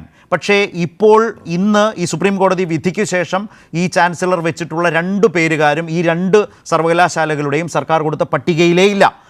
അങ്ങനെ സർക്കാർ കൊടുക്കുന്ന ഒരു പട്ടികയിൽ നിന്നും മാത്രമേ താൽക്കാലിക വൈസ് ചാൻസലറെ കണ്ടെത്താനാകൂ എന്ന് തന്നെയാണോ സുപ്രീം കോടതിയും പറഞ്ഞത്? നേരത്തെ ഹൈക്കോടതിയും അതുപോലെ തന്നെ 2 ബെഞ്ചും പറഞ്ഞു, സിംഗിൾ ബെഞ്ചും ഡിവിഷൻ ബെഞ്ചും പറഞ്ഞു. സുപ്രീം കോടതിയും അങ്ങനെ തന്നെയാണോ പറഞ്ഞത്? ഞാൻ അതിനാണ് ഉദാഹരണമായി സാങ്കേതിക സർവകലാശാലയുടെ സെക്ഷൻ 13(7) കുറിച്ച് ചൂണ്ടിക്കാട്ടിയത്. അത് സുപ്രീം കോടതിയുടെ ഉത്തരവിൽ ഉണ്ട് താനും. അതിനെ മേയും ഷാലും വെച്ച് താരതമ്യം ചെയ്ത് ഏതെങ്കിലും തരത്തിലുള്ള ആശയക്കുഴപ്പം ഉണ്ടാക്കാൻ BJP പ്രതിനിധി ശ്രമിച്ചാൽ നിലനിൽക്കുമോ? ലാൽകുമാർ. അല്ല, പ്രിൻറ്റു അതിനകത്തെ ഒരു ടെക്നിക്കൽ ആസ്പെക്റ്റ് എടുത്തുകൊണ്ടിരാൻ നോക്കിയതാണ്. പക്ഷേ അതും നിൽക്കില്ല. ഞാനത് എക്സ്പ്ലെയിൻ ചെയ്തുതരാം, കറക്റ്റായിട്ട് എക്സ്പ്ലെയിൻ ചെയ്തുതരാം. ഈ മേയും ഷാലും എന്ന് വെച്ചാൽ, ഷാൽ എന്ന് പറഞ്ഞു കഴിഞ്ഞാൽ നമ്മൾ ലീഗൽ പാരലൻസിൽ മസ്റ്റ് എന്നുള്ള രീതിയിലാണ് എടുക്കുന്നത്. യു മസ്റ്റ് ഡു ഇറ്റ് എന്നുള്ള രീതിയിലാണ് എടുക്കുന്നത്. മേയ്ക്ക് ഒരു ഇച്ചിരൂടെ ലീവേ ഉണ്ടെന്നുള്ള അദ്ദേഹത്തിൻ്റെ ഇൻ്റർപ്രിട്ടേഷൻ ശരിയാണ്. പക്ഷേ ഒരുപാട് വിധിന്യായങ്ങളിൽ ഈ മേ എന്ന് പറയുന്നത് ഷാലായി കണക്കാക്കണമെന്ന് പറഞ്ഞ വിധികൾ സുപ്രീം കോടതിയുടെ തന്നെ ഉണ്ട്. ഞാൻ അതൊന്നും ഇവിടെ എടുക്കുന്നില്ല. ഞാൻ ഇവിടെ മേ ആയിട്ട് മാത്രമേ എടുക്കുന്നുള്ളൂ. മേ ആയിട്ട്, അത് അദ്ദേഹത്തിൻ്റെ അനുസരിച്ച് തന്നെ മേ ആയിട്ട് തന്നെ എടുക്കാം. നമുക്ക് എന്നിട്ട് ആ പ്രൊവിഷൻ ഒന്ന് വായിക്കാം, അപ്പോൾ ഇച്ചിരി ക്ലിയർ ആവും. ഈ 13(7) ആണ് ഞാൻ വായിക്കുന്നത്. The vacancy of vice chancellor arises in any of the following circumstances. താഴെ ഒരു 5 ക്ലോസ് കൊടുത്തിട്ടുണ്ട്. ആ മരിച്ചു പോവുക, അങ്ങനെ കുറേ കണ്ടീഷൻസ്. അങ്ങനെ ഏതെങ്കിലും തരത്തിൽ വരികയാണെങ്കിൽ the chancellor may appoint, he rightly used the word may, I have no doubts about it, may appoint the vice chancellor of any other university, ഏതെങ്കിലും യൂണിവേഴ്സിറ്റിയുടെ ആകാം, or pro vice chancellor of this university, or the secretary of the government, higher education department, recommended by the government. ഇതിനകത്ത് അവിടെ ഈ റെക്കമെൻഡേഷനെ base ചെയ്ത് മാത്രം ഇതിൻ്റെ process തുടങ്ങാൻ പറ്റൂ. നോക്കൂ, എവിടെയാണ് ഇതിൻ്റെ പ്രോസസ്സ് ഇനീഷ്യേറ്റ് ചെയ്യുന്നത്? ഗവൺമെൻറ് റെക്കമെൻഡ് ചെയ്യുന്നു.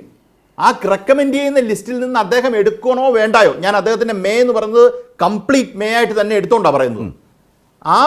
ആ ഒരു ലിസ്റ്റ് സർക്കാർ ഇനീഷ്യേറ്റ് ചെയ്ത് ഗവർണറിലേക്ക് അല്ലെങ്കിൽ ചാൻസലറിലേക്ക് ചെല്ലുമ്പം chancellor may appoint it. That doesn't mean that he can take his own list or make his own list and appoint A person. അത് രണ്ടാണ്. പ്രിൻറ്റു അവിടെ മനസ്സിലാക്കിയ പ്രശ്നമാണ്. അപ്പം ഞാൻ ഒന്നുകൂടെ മലയാളത്തിൽ പറയാം. ഞാൻ പറഞ്ഞ ഭാഷ ഇംഗ്ലീഷായി പോയി. എവിടുന്നാണ് ഇതിൻ്റെ അപ്പോയിൻമെൻറ്റിൻ്റെ ഇനീഷ്യേഷൻ നടക്കേണ്ടത്? ഇനീഷ്യേറ്റ് ചെയ്യേണ്ടത് ഗവൺമെൻറ്റാണ്. അപ്പോൾ ഗവൺമെൻറ് എങ്ങനെയാണ് ഇനീഷ്യേറ്റ് ചെയ്യുന്നത്? ഈ ടെമ്പററി കേസിനെ കുറിച്ചാണ് പറയുന്നത്. എങ്ങനെ ഇനീഷ്യേറ്റ് ചെയ്യും? ഇനീഷ്യേറ്റ് ചെയ്യേണ്ട ലിസ്റ്റ് ഗവൺമെൻറ്റിൻ്റെ ഭാഗത്തു നിന്ന് ചാൻസലറിലേക്ക് പോകണം. അതിനകത്ത് പ്രിൻറ്റു പറഞ്ഞ മേ ആയിട്ട് ഇദ്ദേഹം വേണമെങ്കിൽ എടുക്കും, അല്ലെ എടുക്കത്തില്ല എന്ന് പറഞ്ഞാൽ എന്നാൽ വേറൊരാളെ എടുത്തേക്കാവും നല്ല അർത്ഥം. അദ്ദേഹത്തിന് വേണമെങ്കിൽ ഇത് ഈ അദ്ദേഹം പറഞ്ഞ രീതിയിൽ ഇന്റർപ്രറ്റ് ചെയ്താൽ ആ ലിസ്റ്റ് തിരിച്ചയക്കാം. ഡിസ്ക്രിഷൻ ഇല്ല അദ്ദേഹത്തിന്. വേറെ ലിസ്റ്റ് വേണേ അയക്കാൻ പറയാം. അതല്ലാതെ എന്നാൽ അദ്ദേഹത്തിനോട് ഒക്കെ ഒരാളെ എടുത്തേക്കാമെന്ന് പറയാൻ പറ്റില്ല. അതാണ് ആ മേയുടെ പ്രശ്നം. അതായത് ഞാൻ അതിനെ കുറച്ചുകൂടി ലളിതമായ ഒരു ചോദ്യമായി ലാൽകുമാറിനോട് ചോദിച്ചാൽ, ലാൽകുമാർ, എന്ന് വെച്ചാൽ RSS കാര്യാലയത്തിൽ നിന്നോ രാജ്ഭവനിൽ കൂടിയിരിക്കുന്നവരിലോ രൂപപ്പെട്ടു വരുന്ന ഒരു ലിസ്റ്റിൽ നിന്നൊരാളെ ചാൻസലർക്ക് കഴിയുകയില്ല വൈസ് ചാൻസലറായി, താൽക്കാലിക വൈസ് ചാൻസലറായി പോലും നിയമിക്കാൻ എന്നാണോ? പറ്റത്തില്ല. അതെ, പറ്റത്തില്ല. അതിനെ ഷാലൂടെ ചേർത്ത് വരുമ്പോൾ ഇച്ചിരി ക്ലിയർ ആവും. ഗവൺമെന്റ് ഒരു ലിസ്റ്റ് അയക്കുന്നു. ആ ലിസ്റ്റിൽ നിന്ന് the chancellor shall take this appoint this person എന്ന് പറഞ്ഞാൽ അതിനകത്ത് പിന്നെ കഴിഞ്ഞു, ഇതിൽ നിന്നേ എടുക്കാൻ പറ്റൂ. മേ എന്ന് പറഞ്ഞാൽ അദ്ദേഹത്തിന് വേണം തിരിച്ചയക്കാം. ആ തിരിച്ചയച്ചിട്ട് വേറെ ലിസ്റ്റ് കൊടുക്കാൻ പറയാം. അതല്ലാതെ അന്ന് അപ്പുറത്തുനിന്ന് ഒരാളെ എടുത്തേക്കാം എന്ന് പറയുന്ന സ്കോപ്പിൽ അങ്ങനെ ആണെങ്കിൽ by the recommendation of the government എന്ന് പറയുന്ന ആ സ്റ്റാറ്റ്യൂട്ടറി ക്ലോസിന്റെ അല്ലെങ്കിൽ ആ ആസ്പെക്ട് നിങ്ങൾ ഇല്ലാതായി നള്ളിഫൈ ചെയ്യാണ്. അങ്ങനെ നമുക്ക് ഒരു ലെജിസ്ലേച്ചർ ഉണ്ടാക്കിയ ക്ലോസ് അല്ലേ, അതിനകത്ത് ഗവൺമെന്റിന്റെ റെക്കമെൻഡേഷൻ എന്ന് പറയുന്ന അതിനെ ബൈപ്പാസ് ചെയ്ത് ഈ മേയുടെ ടെക്നിക്കാലിറ്റി പിടിച്ച് മാത്രം നിങ്ങൾ അപ്പോയിന്റ് ചെയ്താൽ ബേസിക്കലി ഇദ്ദേഹത്തിന് ബൈപ്പാസ് ചെയ്യാം. അതാണ് ഈ ടെക്നിക്കാലിറ്റി പിടിച്ച് വാദം പറഞ്ഞാൽ കോടതി നിൽക്കില്ല. ഈ ചാനൽ ചർച്ച ചിലപ്പം ഇല്ല, ഇവിടെ നിൽക്കില്ല, യാതൊരു സംശയവുമില്ലല്ലോ. ഇവിടെ നിൽക്കില്ല. ഈ ചർച്ചയിലൊന്നല്ല, ഈ ചർച്ചയിൽ യുക്തിസഹമായി ചിന്തിക്കുന്ന ഒരിടത്തും നിൽക്കില്ല. മാത്രമല്ല കോടതിയിൽ ഒട്ടും നിൽക്കില്ല. ഹൈക്കോടതിയിൽ 2 തവണ തോറ്റു, സുപ്രീം കോടതി വളരെ കൃത്യമായി പറഞ്ഞു കൊടുത്തു. ഞാൻ പറയട്ടെ, അല്ല വേറെ ചില ചർച്ച നടക്കും, അതിലെനിക്ക് തർക്കമൊന്നുമില്ല. ഞാൻ പറഞ്ഞത് വേറെ ചില ചർച്ചയിൽ ചർച്ചയിൽ വേറെ ചില ചർച്ചയിൽ പറ്റുമായിരിക്കും. പക്ഷേ ഈ ചർച്ചയിൽ ഈ ചർച്ചയിൽ നമ്മൾ അതിലെ ക്ലോസും അതിലെ കോടതിയുടെ ഓർഡറും ഒക്കെ വായിച്ചു തന്നെ പോകുള്ളൂ. ഞാൻ പ്രിന്റുവിലേക്ക് വരാം. അല്ലല്ല, ഞാൻ നോക്കൂ, ഞാൻ ഒരു കാര്യം ഞാൻ ഒന്ന് കൺക്ലൂഡ് ചെയ്യട്ടെ പ്ലീസ്. ഞാൻ കൺക്ലൂഡ് ചെയ്യട്ടെ. ഞാൻ പ്രിന്റുവിനെ ഒരു ബാക്ക് ഫുട്ടിൽ നിർത്തുന്ന രീതിയിലേക്ക് അതിനെ കൊണ്ടുവരാൻ ഞാൻ ആഗ്രഹിക്കുന്നില്ല. ബിക്കോസ് അദ്ദേഹത്തിൻ്റെ പൊളിറ്റിക്കൽ പാർട്ടിയിൽ റെപ്രസെൻറ്റ് ചെയ്ത് വരുന്നതാണ്. അദ്ദേഹം എങ്ങനെയൊക്കെ മെയിൻ ശാലും ഒക്കെ കാണിച്ചാൽ ഇത് ഇപ്പുറത്താക്കണം എന്നുള്ളത് അദ്ദേഹത്തിൻ്റെ ഒരു ദൗത്യമാണ്. ആ ദൗത്യം നമ്മൾ അംഗീകരിച്ചുകൊണ്ട് തന്നെ മനസ്സിലാക്കുന്നത്. പക്ഷേ നിങ്ങൾ ഒബ്ജക്റ്റീവായിട്ട് ഈ കാര്യത്തിനെ കാണുകയാണെങ്കിൽ, പ്രിന്റുവിനോട് ചേർത്താ പറയുന്നത്, ഒബ്ജക്റ്റീവിലായിട്ടാണ് കാണുന്നതെങ്കിൽ നമ്മൾ സുപ്രീം കോടതി നമ്മൾ ഒരു ഗ്രേ ഏരിയ കണ്ടുപിടിച്ച് ആ ഗ്രേ ഏരിയയിൽ കൂടെ യാത്ര ചെയ്യുക എന്നുള്ളതല്ല ഒരു ചാൻസ് ഒരു സ്റ്റാറ്റ്യൂട്ടറി ബോഡിയുടെ തലവനായിട്ടിരിക്കുന്ന അദ്ദേഹത്തിന്റെ ദൗത്യം എന്ന് അദ്ദേഹം മനസ്സിലാക്കണം. പ്രിന്റൂൺ ഇപ്പൊ അദ്ദേഹത്തിനെ ഇതൊക്കെ ആരോടാണ് പറയേണ്ടത്? കേരളത്തിലെ മാറി മാറി വന്നുകൊണ്ടിരിക്കുന്ന ഗവർണർമാരൊക്കെ ഈ നിലയിൽ ഈ സെൻസിബിളായിട്ട് പ്രവർത്തിക്കുന്ന ആളുകളാണ്. അങ്ങനെയുള്ളവരോട് നമുക്കത് പറയാം. പക്ഷേ അവരുടെയൊക്കെ പ്രവർത്തന രീതി വെച്ച് നോക്കിയാൽ നിയമം ഒരു വഴിക്ക്, പ്രവർത്തനം വേറൊരു വഴിക്ക് എന്ന നിർഭാഗ്യകരമായ ഒരു അവസ്ഥ കേരളം കണ്ടുകൊണ്ടേയിരിക്കുകയാണ്. കോടതികൾക്ക് പോലും നിരന്തരം പറയേണ്ടി വരും, എന്നിട്ടും മാറ്റമില്ല എന്നുള്ളതാണ്. പ്രിന്റു നോക്കൂ, കേരളത്തിലെ സർവകലാശാലകളിലേക്ക് നോക്കിയാൽ ഇതുപോലെ ഗവർണർ, ചാൻസലർ അല്ലാത്ത മഹത്തായ ഒരു സർവകലാശാല കേരളത്തിലുണ്ട്. ലോകത്തിന് മുമ്പിൽ അഭിമാനകരമായ ഒരു പ്രശ്നവും അവിടെയില്ല. കാരണം അവിടെ ഈ ഗവർണർ എന്ന് പറഞ്ഞു വന്നിരിക്കുന്നയാൾ ചാൻസലർ അല്ലെന്നേ. അതുകൊണ്ട് തന്നെ കുത്തിത്തിരിപ്പിൻ്റെ ഒരു പണിയും അവിടെ നടക്കുന്നില്ല, വളരെ മികവോടെ പോകുന്നു. ബാക്കിയുള്ളിടത്തൊക്കെ ഈ പറഞ്ഞ നേരത്തെ ലാൽകുമാർ പറഞ്ഞില്ലേ, കേരള സർവകലാശാലയിൽ ഒരു അവസരം കിട്ടിയപ്പോൾ എങ്ങനെയാണ് ഒരാളെ ഫിറ്റ് ചെയ്തത്, ഏത് നിലയിലാണത് വിമർശിക്കപ്പെടുന്നത്? അപ്പോൾ ഒരു സർവകലാശാലയെങ്കിലും ഒരു സർവകലാശാല, ഈ ചാൻസലറുടെ കടന്നുകയറ്റമില്ലാത്തൊരു സർവകലാശാല എത്ര ഗംഭീരമായി മുന്നോട്ട് പോകുന്നു. മറ്റുള്ളിടങ്ങളിലൊക്കെ നിങ്ങൾ ഈ വിധം കുഴപ്പങ്ങൾ ഉണ്ടാക്കുന്നു. രണ്ടാമത്തെ കാര്യം, സുപ്രീം കോടതി ഇത് മാത്രമല്ല പ്രിന്റു പറഞ്ഞത്, വളരെ ശരിയായ വിധത്തിൽ വളരെ അനുരഞ്ജനത്തോടു കൂടി പോകണം. സംസ്ഥാന സർക്കാരിനോട് പറഞ്ഞു, അത് പൂർണ്ണമായും അതിനോട് സഹകരിക്കാൻ ചാൻസലർ തയ്യാറാകണം. ഗവർണറോട് പറഞ്ഞു. സുപ്രീം കോടതിയുടെ ഈ ഓർഡറിൽ തന്നെയുണ്ട്. അതിൻ്റെ അടിസ്ഥാനത്തിൽ സംസ്ഥാന സർക്കാർ എന്തു ചെയ്തു? ഇന്ന് നിയമമന്ത്രി പറഞ്ഞത് കണ്ടില്ലേ, നിയമമന്ത്രിയെയും ഉന്നത വിദ്യാഭ്യാസ മന്ത്രിയെയും അത്തരം ചർച്ചകൾക്കായിട്ട് നിയോഗിച്ചു. സുപ്രീം കോടതി ഡയറക്ഷൻ്റെ അടിസ്ഥാനത്തിൽ 2 സർവകലാശാലകൾക്ക് 3 പേര് വീതം അങ്ങോട്ട് എഴുതി ഗവർണർക്ക് കൊടുത്തു. അല്ലാതെ ഒരു പേര് കൊടുത്തിട്ട് ഇതാ നിങ്ങൾ ഡിക്ലെയർ ചെയ്യൂ, അല്ലെങ്കിൽ പ്രഖ്യാപിക്കൂ, അല്ലെങ്കിൽ നിയമിക്കൂ എന്നല്ല പറഞ്ഞത്. 3 പേര് കൊടുത്തു. ആ 3-ൽ നിന്നൊരാളെ ചാൻസലർക്ക് നിയമിക്കാം. അങ്ങനെയൊക്കെ അനുരഞ്ജനത്തിൻ്റെ ഭാഷയിലും പാതയിലും മുന്നോട്ട് പോകുമ്പോഴാണ് ഇങ്ങനെയൊക്കെ പെരുമാറുന്നത്, നിയമവിരുദ്ധമായി പെരുമാറുന്നത്, കോടതി പറഞ്ഞതിന് വിരുദ്ധമായി പെരുമാറുന്നത്, ധിക്കാരപരമായി പെരുമാറുന്നത്. പ്രിന്റു അല്ല, നിങ്ങൾ ഇപ്പോഴും അതിനെ ഇങ്ങനെ കോടതിക്കെതിരെയാണ്, അല്ലെ കോടതി ഇലക്ഷൻ ഒന്നും പറയല്ല സാറേ. നിങ്ങൾ അതിനെക്കുറിച്ച് കൃത്യമായി പാരഗ്രാഫ് 20-നകത്ത് പറഞ്ഞ കൃത്യമായിട്ടുള്ള സുപ്രീം കോടതി പറഞ്ഞ കാര്യങ്ങളുടെ കൃത്യമായിട്ടുള്ള ആ നടപടിക്രമങ്ങൾ മാത്രമാണ് ചാൻസലർ ചെയ്തിട്ടുള്ളൂ. ഞാൻ ഗവർണർ എന്ന് പറയും ചാൻസലർ ചെയ്തിട്ടുള്ളൂ. അതിനകത്ത് അദ്ദേഹം വേറൊരു വെള്ളം കടത്തലും നടത്തിയിട്ടില്ല. അദ്ദേഹത്തിൻ്റെ അപ്പോയിൻമെന്റ് ഓർഡറിനകത്ത് പോലും അത് കൃത്യമായിട്ട് പാലിക്കപ്പെട്ടിട്ടുണ്ട്. നിങ്ങൾക്ക് വേണമെങ്കിൽ ഈ ടെക്നിക്കാലിറ്റി പിടിച്ചുകൊണ്ട് ഈ പറയുന്ന രീതിയിൽ ഞങ്ങൾ ചാനൽ ചർച്ചയെ സമ്മതിക്കില്ല, അല്ലെങ്കിൽ അതിൽ സമ്മതിക്കുന്നതൊക്കെ പറയാം. പക്ഷേ ഇതിനകത്തുള്ള ഫാക്ട് അതാണ്. ഇതിനകത്ത് ഗവർണറെ, ചാൻസലറെ ഞാൻ പറയും, കോടതി ഇലക്ഷനുമായി ബന്ധപ്പെട്ടുകൊണ്ട് നിങ്ങൾ പോയി കഴിഞ്ഞാൽ നിങ്ങൾ ഈ കേസ് തോറ്റ് തുന്നം പാടും, അല്ലെങ്കിൽ നിങ്ങൾ നാണം കെടും. അതിനകത്ത് സുപ്രീം കോടതി ചിലപ്പോൾ കേസേ പരിഗണിക്കില്ല. നിങ്ങൾ അങ്ങനെയാണെങ്കിൽ കോടതി ഇലക്ഷനുമായി പോകും. കോടതി 13/8/25 അടുത്ത മാസം കേസ് വെച്ചിരിക്കുക സുപ്രീം കോടതിയിൽ. പ്രിന്റു 13/8/25 കേസുണ്ടെന്നേ. ഞാൻ പോട്ടെ എന്റെ ശരത് സാറേ, ഇതേ കേസുമായി ബന്ധപ്പെട്ട് അങ്ങ് ഞാൻ പറയുന്നു അങ്ങോട്ട് അങ്ങ് വളരെ വലിയ രീതിയിൽ പറഞ്ഞല്ലോ ശരത് സാറേ. നിങ്ങൾ മനസ്സിലാക്കണം, ഇതുമായി ബന്ധപ്പെട്ട് കോടതി അലക്ഷ്യം ചാൻസലർക്കെതിരെ നിലനിൽക്കില്ല. അദ്ദേഹം പാരഗ്രാഫ് 20 കൃത്യമായി പാലിച്ചുകൊണ്ടാണ് വീണ്ടും റീനോട്ടിഫിക്കേഷൻ നടത്തിക്കൊണ്ട് ഉത്തരവിട്ടിട്ടുള്ളത്. ആ ഉത്തരവിന്റെ പോലും അദ്ദേഹം ക്ലോസ് വെച്ചിട്ടുണ്ട്.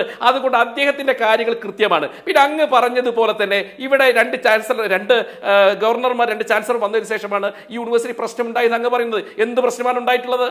അതിനപ്പുറത്ത് യൂണിവേഴ്സിറ്റി എന്ന് പറഞ്ഞാൽ എന്തായാലും കേരളത്തിലെ യൂണിവേഴ്സിറ്റികളുടെ അവസ്ഥ എന്തായിരുന്നു? ഈ SFIക്കാരുടെയും DYFIക്കാരുടെയും ഭാര്യമാർക്ക് അപ്പോയിന്റ്മെന്റ് നൽകാനുള്ള ഇടങ്ങൾ, CPM-കാരനും CIT-കാരനും സിൻഡിക്കേറ്റ് മെമ്പറും സെനറ്റ് മെമ്പർക്കല്ല പൊതു ഇടങ്ങൾ, AKG സെന്റർ പഠന കേന്ദ്രത്തിന്റെ ഒരു ഉപസമിതികളായിട്ടായിരുന്നു കേരളത്തിലെ യൂണിവേഴ്സിറ്റികൾ മാറിയിരുന്നത്.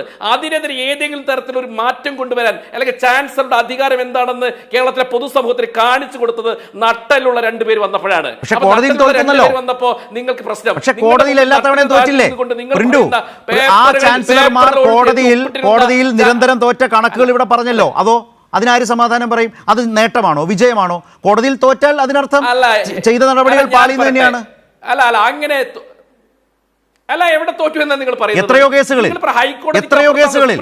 ഈ കേസിൽ തന്നെ ഹൈക്കോടതിയിൽ 2 തവണ തോറ്റില്ലേ പ്രിന്റു? ഈ കേസിൽ തന്നെ 2 തവണ ഡിവിഷൻ ബെഞ്ചിലും സിംഗിൾ ബെഞ്ചിലും തോറ്റത് നിങ്ങൾ തന്നെ സമ്മതിച്ചില്ലേ? അല്ല, ഈ ചാൻസലറുടെ അധികാരം ഉപയോഗിച്ചുകൊണ്ട് നിലവിലുള്ള ചാൻസലർമാർ കേരളത്തിലില്ലേ? കോടതിയിൽ തോറ്റ കാര്യമാണ് ഞാൻ പറഞ്ഞത്. അതിന് സമാധാനം പറയും.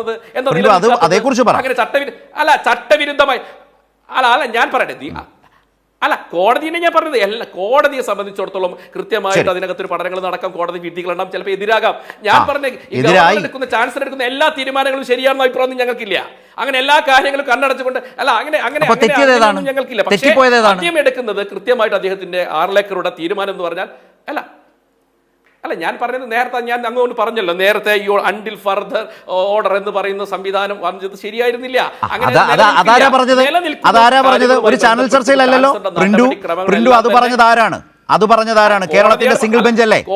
കേരള ഹൈക്കോടതിയുടെ സിംഗിൾ ബെഞ്ച് അല്ലേ? ഞാനത് കോടതിയാണ് പറഞ്ഞത്.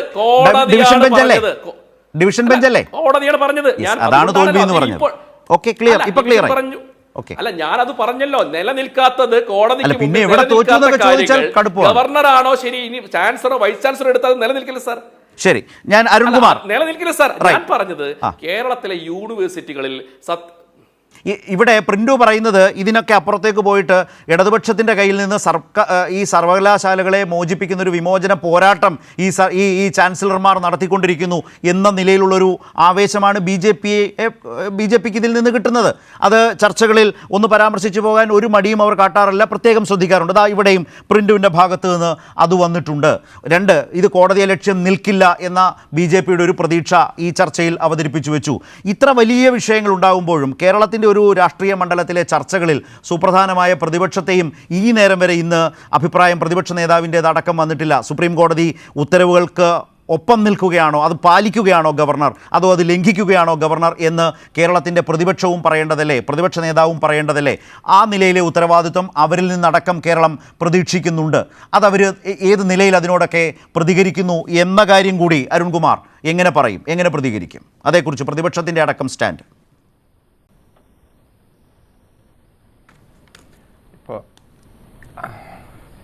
ആരിഫ് മുഹമ്മദ് ഖാൻ കേരളത്തിൻ്റെ ഗവർണറായി പ്രവർത്തിക്കുമ്പോഴും സർവകലാശാലയുടെ ചാൻസലറായിട്ട് പ്രവർത്തിക്കുമ്പോഴും നിരവധി നിയമവിരുദ്ധ പ്രവർത്തനങ്ങൾ നടത്തി.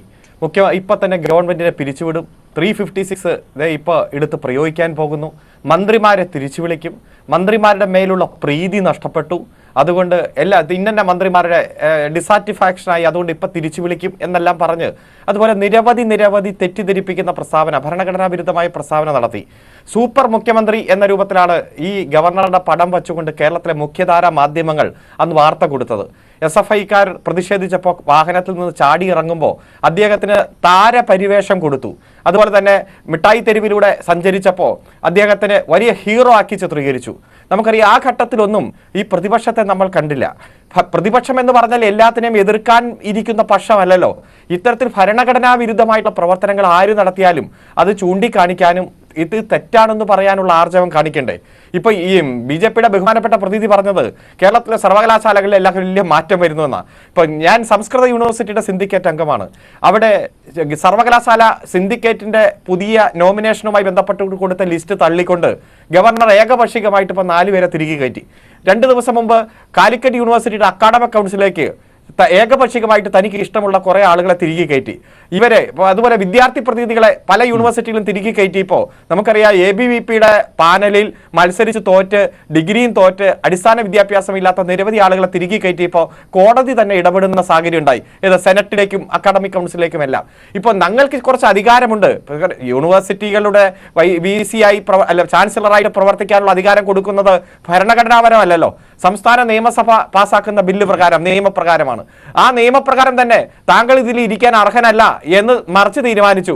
അതിന് ഞാൻ ഒപ്പിടില്ല, ഞാൻ തന്നെ ഇവിടെ തുടരും എന്ന് പറഞ്ഞ് കൃത്യമായി സംഘപരിവാറിന്റെ അജണ്ട നടപ്പാക്കാൻ അവിടെ നിന്നും ഇവിടെ നിന്നും കിട്ടുന്ന ലിസ്റ്റ് പ്രകാരം കൃത്യമായി ചില ആളുകളെ തിരികെ കയറ്റുകയാണ്. ആ തിരികെ കയറ്റിയത് കൊണ്ട് കേരളത്തിന്റെ യൂണിവേഴ്സിറ്റി അങ്ങ് മറഞ്ഞു എന്നൊന്നും നിങ്ങൾ വിചാരിക്കേണ്ട. ഇപ്പൊ കേരള യൂണിവേഴ്സിറ്റിയിൽ 3000 കുട്ടികളുടെ ഡിഗ്രി സർട്ടിഫിക്കറ്റ് ഒപ്പിട്ടിട്ടില്ല. നിരവധി കുട്ടികളുടെ മൈഗ്രേഷൻ സർട്ടിഫിക്കറ്റ്, അതുപോലെ തീസിസ് തീസിസ് സബ്മിറ്റ് ചെയ്യാൻ പറ്റാത്ത അവസ്ഥ, അതുപോലെ നിരവധി സെമിനാറുകളും ഡിബേറ്റുകളും എല്ലാം നടത്തുന്ന അവസരം നിഷേധിച്ചു. ചില അധ്യാപകരോട് പറയുകയാണ്, നിങ്ങൾ നിങ്ങളുടെ രാഷ്ട്രീയ നിലപാട് മാറ്റിയാൽ നിങ്ങൾക്ക് പ്രൊമോഷൻ തരാം എന്ന് ഈ VC നിശ്ചയിക്കുന്ന ചില ഏജന്റുമാർ പോയി പറയുകയാണ്. കേരളത്തിന്റെ സർവകലാശാല നമുക്കറിയാം, ആൽബർട്ട് ഐൻസ്റ്റീൻ വരെ കേരളത്തിന്റെ സർവകലാശാലയുടെ VC ആക്കാൻ തീരുമാനിച്ച് കത്തയച്ചതാണ്. അവസാനം തിരക്കുകൾ കാരണം അദ്ദേഹം പറ്റില്ല എന്ന് പറഞ്ഞതാണ്. അതുപോലെ VC മുഖ്യമന്ത്രിയെ കാണണമെന്ന് പറഞ്ഞപ്പോൾ അന്ന് EM ശങ്കരൻ നമ്പൂതിരിപ്പാട് പറഞ്ഞു, VC എന്ന് പറയുന്ന പൊസിഷൻ വളരെ മഹാ പൊസിഷൻ തന്നെയാണ്, മുഖ്യമന്ത്രിയെ കാണാൻ ഇങ്ങോട്ട് വരേണ്ടതില്ല, കേരളത്തിന്റെ മുഖ്യമന്ത്രിയായ ഞാൻ അങ്ങോട്ട് വന്ന് അങ്ങയുടെ ചേംബറിൽ വന്ന് ഞാൻ കണ്ടോളാം, സർവകലാശാലയിലേക്ക് വരാം എന്നൊക്കെ പറഞ്ഞ് എത്ര മഹത്വപൂർണമായിട്ടുള്ള പദവിയായിരുന്നു അത്. അടിസ്ഥാന യോഗ്യതയില്ലാതെ ിൽ പോയി ലെഫ്റ്റ് റൈറ്റ് അടിച്ച ചില ആളുകൾക്ക് ഇരിക്കാൻ വേണ്ടിയിട്ടുള്ള വേദിയാക്കി മാറ്റാൻ ശ്രമിച്ചാൽ ഇതൊക്കെ താൽക്കാലികമാണ്. ഇപ്പോഴുള്ള അഹങ്കാരത്തിലും നിയമവിരുദ്ധ പ്രവർത്തനത്തിൽ കിട്ടുന്ന ഒരു പ്രൊട്ടക്ഷന്റെ ഭാഗമായിട്ട് നിങ്ങൾ ഇതൊക്കെ ചെയ്യും. പക്ഷേ ഇവിടെ പരമോന്നത നീതിപീഠമുണ്ട്, എല്ലാത്തിനും അപ്പുറത്ത് ജനങ്ങളുണ്ട്. അതിശക്തമായിട്ടുള്ള പ്രതിഷേധം തന്നെ ഉയർന്നു വരും. ഇത്തരത്തിൽ നിയമവിരുദ്ധമായിട്ടുള്ള പ്രവർത്തനങ്ങളോടെ നിങ്ങൾ മുന്നോട്ട് പോയാൽ അത് ചെറുക്കാനുള്ള ശേഷിയുള്ള സംസ്ഥാനം തന്നെയാണ് കേരളം. അതുകൊണ്ട് തന്നെയാണ് ഒരൊറ്റ കേസ് ഒഴിച്ചു ബാക്കി എല്ലാ കേസിലും സിംഗിൾ ബെഞ്ചിലും ഡിവിഷൻ ബെഞ്ചിലും സുപ്രീം കോടതിയിലും ഗവർണർ തോറ്റു. ആ ഒറ്റ കേസ് ഗവർണർ തന്നെ എടുത്ത തീരുമാനം, ചാൻസലർ എന്ന രൂപത്തിൽ എടുത്ത അപ്പോയിന്റ്മെന്റ് അത് തെറ്റായിപ്പോയി എന്ന് എനിക്ക് തോന്നുന്നു. സമ്മർദ്ദം ചെയ്തു എന്ന് ഏറ്റു പറഞ്ഞപ്പോൾ സുപ്രീം കോടതി നിയമം നോക്കാതെ അതിൽ ഇടപെടുന്ന സാഹചര്യം ഉണ്ടായി. അതും നിയമപരമായിട്ടായിരുന്നില്ല, മറ്റൊരു ധാർമ്മികതയുടെ പേരിലാണ്. അതുകൊണ്ട് ഇതെല്ലാം ജുഡീഷ്യൽ റിവ്യൂവിന്റെ ഭാഗമാണ്, ജനങ്ങളുടെ കോടതിയുടെ പരിഗണനയിലാണ്. അതുകൊണ്ട് ഒരു തരത്തിലുള്ള അഹങ്കാരം നിങ്ങളുടെ ഭാഗത്തുനിന്ന് വേണ്ട. നിയമവിരുദ്ധ പ്രവർത്തനങ്ങൾക്ക് ഒട്ടും ആയുസ് ഉണ്ടാവില്ല. അഡ്വക്കേറ്റ് ലാൽകുമാർ, ഇപ്പോൾ ഈ ഛത്തീസ്ഗഡ് ജയിലിൽ കഴിയേണ്ടി വരുന്ന BJP സർക്കാർ, ഛത്തീസ്ഗഡിലെ BJP സർക്കാർ അന്യായമായി അറസ്റ്റ് ചെയ്ത് ജയിലിലടച്ച കന്യാസ്ത്രീമാരായാലും ഇപ്പോൾ കേരളത്തിലെ സർക്കാരായാലും ഒക്കെ ഈ സംഘ്പരിവാറിൻ്റെ കേരള വിരുദ്ധതയ്ക്കെതിരായ നമ്മൾ ഈ ജീവിക്കുന്ന കാലത്തെ രാഷ്ട്രീയ നിയമ പോരാട്ടങ്ങൾ നടത്തേണ്ടവരായി മാറുകയാണോ? അതാണോ നമ്മുടെ ഒരു അനുഭവം ഈ കാലത്ത്?